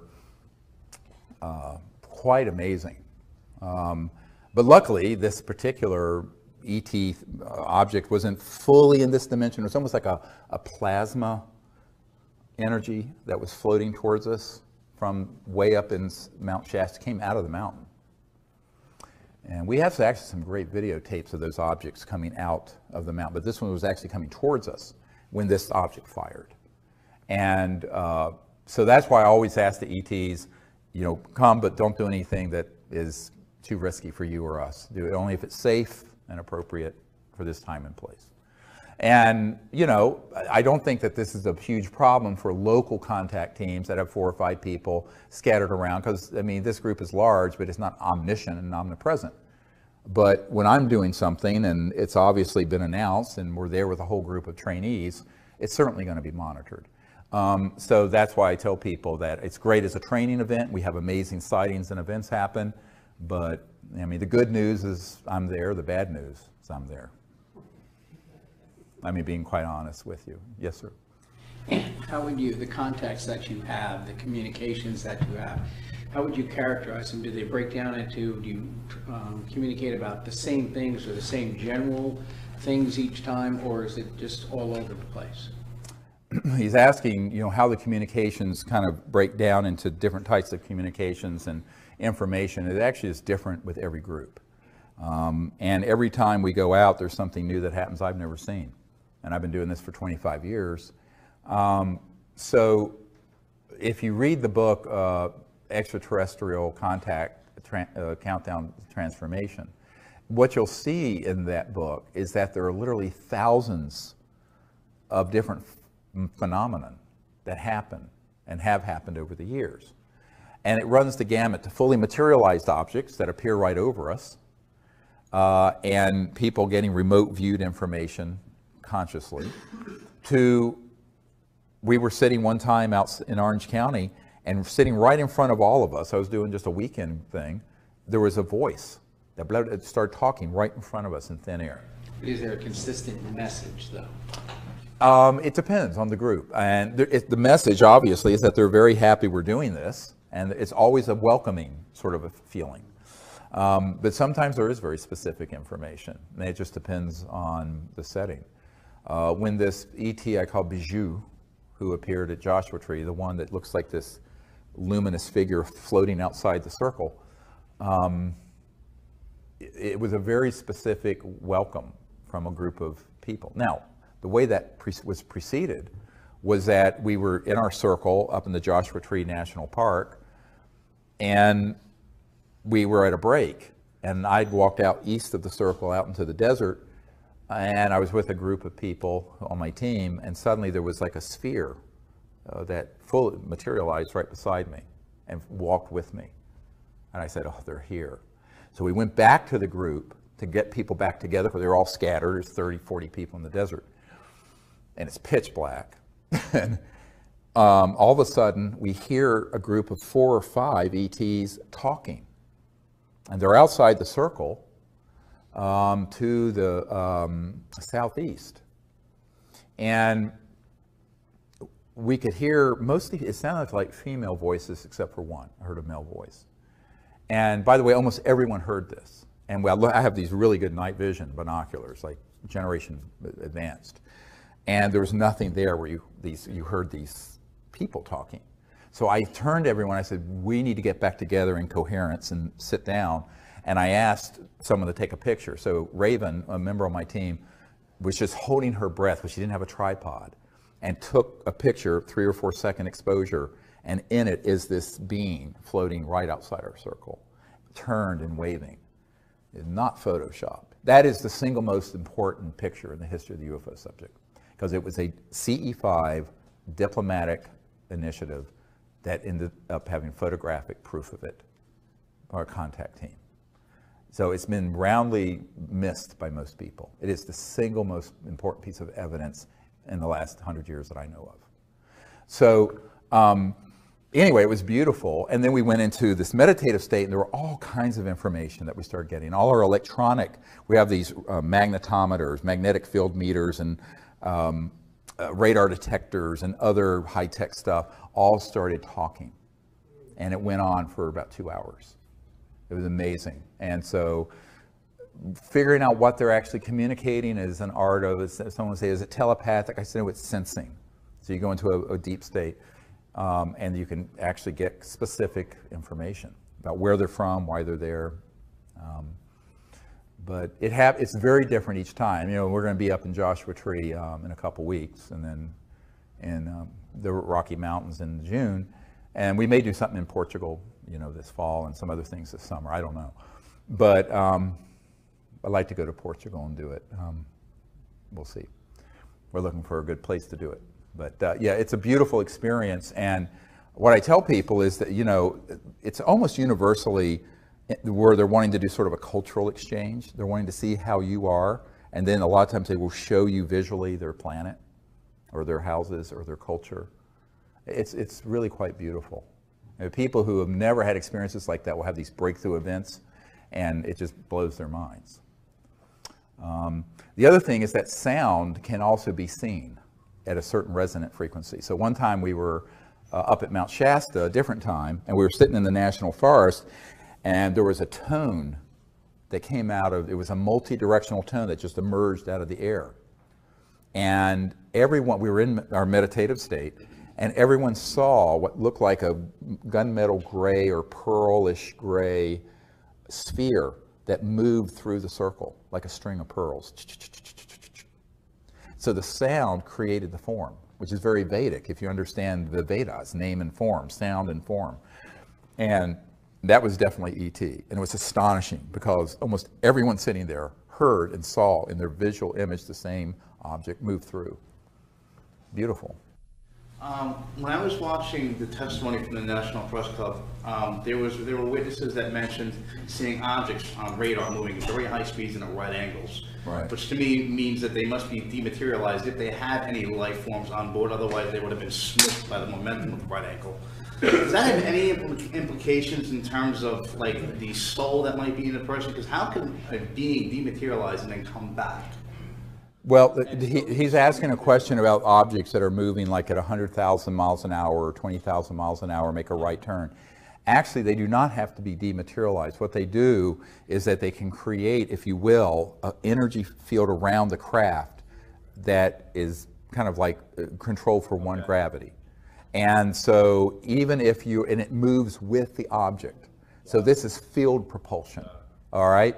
So it can be moving at 100,000 or 200,000 miles an hour and stop or make a right-hand turn. Now, if you were in a jet aircraft, your brains would be coming out of your nose, literally. I mean, it would kill you. But if you have the ability to control what's called gravity control and mass control, and remember, it's a misnomer to say anti-gravity. It's actually, if you will, a mass attenuation, the reduction of mass. So using certain resonant frequencies electromagnetically, you can cause an object to become lighter and then completely massless. Now, at the point that it's massless, it's out of this dimension. But it can be 99% massless, and you will see some aspect of it. You see what I'm saying? And this has to do with spin theory in physics and altering the angular momentum of the atoms and subatomic particles. I'm not going to go into the arcana of this because people will be bored. But we understand how this works. But basically the whole craft and everyone on it is, and around this object is a field that's created. So that's how it can move. And they can still be fully materialized and move. Now, it may also be that they're not materialized and all you're seeing is sort of a energy form or a plasma effect. Such as when Stoney Campbell, who was an Air Force security officer at the Air Force Base in Oklahoma back in the 60s, and there was a cobalt blue sort of a chevron or triangular craft that came over the hot nuclear armed aircraft that we had there. And he and the other security guards could see it, but it wasn't solid. It literally could go straight through the aircraft. But it was enough in this dimension that it set off all the alarms. So all the pilots had to go into the hot area and take off. This is in the disclosure book and in the material. So, but in that case, they were like, what are we seeing? It was almost like an apparition. Because what they were doing, they were checking out our nuclear weapons, but in a form that wasn't fully solid. And to understand that, you have to begin to understand how you can sort of change mass to where it crosses over into just energy, pure energy, which all mass really is pure energy, but that's all that's left and represented, and then tweak it a little more, and it's invisible. It's still there, and all you may do is pick up an electromagnetic signal, which is why learning how to make contact and how the phenomenon comes, it's really useful to come on one of these expeditions that I run. Do you know if it's a semi-transitional thing that we're seeing, like maybe it's semi-transdimensional versus dematerialized? Like, how do we know which really is what's happening when you see just that glow, but it may not be there? We just see the light that's being emitted from the object, but right. Maybe it's not physical. Is it dematerialized, or is it like transitioning between dimensions? Do we know? Yes, we do know. He's asking, how do you know if it's dematerialized? If it's really completely out of this dimension, you're not going to see it. You may remote view it, and there may be an electromagnetic field effect, but visually you're not going to see it. Remember, your eyes only see a very limited spectrum. If you are seeing it, and it may be only transiently, it may only be like a heat wave effect, and you see this thing shimmering, and it comes in and out of this dimension. What it's doing, it's phasing in and out. And it can, at that point, fully materialize in an instant, fully dematerialize in an instant. And this is actually what Corso described. It wasn't in his book, but I mean, I saw it in his papers when I went to his house. He had a stack of papers this big. And Colonel Corso had this encounter at White Sands where this craft materialized in broad daylight, and then it would dematerialize. And when it was dematerialized, there was just, it looked like a heat wave, you know, like a mirage in the desert, and then in the shape of the ship. And then it would go click and be fully materialized back. And it did this back and forth, showing him. All within the same dimension does it do this, or is it transitioning between dimensions as it does it? And that's what I'm saying. It's going from 3D into other D. Got it. Okay. But, you know, it's like a radio waves. If you imagine, you know, the old tuners where you can turn, and sometimes you will hear 2 stations at once on the old AM radio dials, like, you know, where you turn, they can sometimes be in multiple dimensions simultaneously. But that, you know, this is a really advanced discussion of the technologies. But, you know, yes, we do understand how they do it, and classified programs have also experimented with doing the same thing. We have time for probably, what time do you guys have? 5:58. We have 2 minutes before we're supposed to take a break. Is that right? Yeah. So let's see. I'll take someone who hasn't asked a question yet. Yes, sir. I think it was in Countdown to Transformation that you would relate the story about how you met the ET you named Kindness. Yeah. And I believe you were introduced to her by Shari. Yeah. The night Sherry Adamak passed away is when I was introduced to this ET I call Kindness. Yes. So my question is, do you continue to have encounters with Kindness and with Shari? And also, is it common to encounter people who have passed away when you have encounters with ETs? Yes, is it common to have encounters with people who are passed away also when you're having encounters with ETs? I don't know if it's common, but it does happen. And remember, if you go beyond the speed of light, what I call the crossing point of light, you go into energy fields that begin to approximate what the mystics used to call the astral, which is closely approximated to, if you will, the afterlife, that astral aspect of your body. So the night that Sherry Adamak passed away, I awakened in this lucid state, and she was there introducing me to this ET with a perfectly round head. I mean, exactly round, not elongated at all, and completely hairless, and very, very kind. I call her Kindness because she just emitted this kindness. And in almost every expedition under the stars we've had since 1998, she has shown up in what looks like sometimes it's cobalt blue and sometimes it's diamond blue-white ship. And often it'll come in and make a curve and then go back out and dematerialize, and it's that distinctive, it's very distinctive.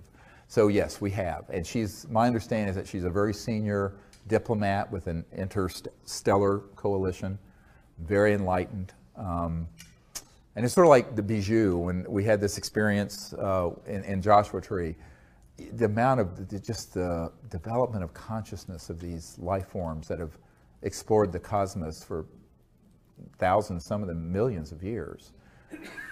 It's just stunning. And the intelligence. So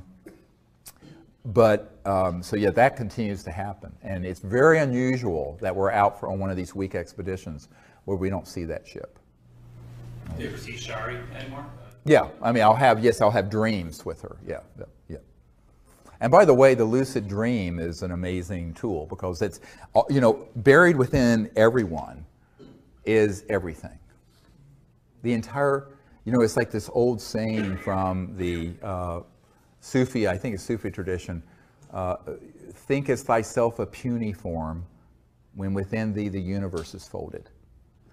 In other words, it's a rhetorical question. You're not just some little thing.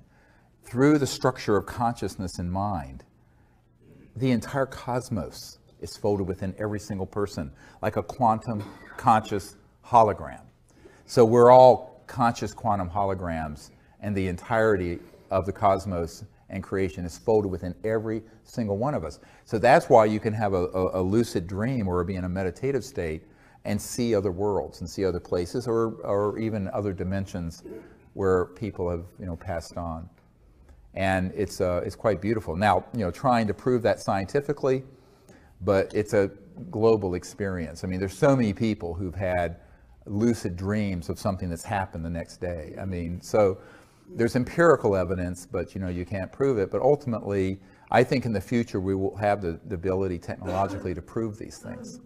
And until then, we can use, you know, what God gave us, our own consciousness and thought and mind, and create a new world.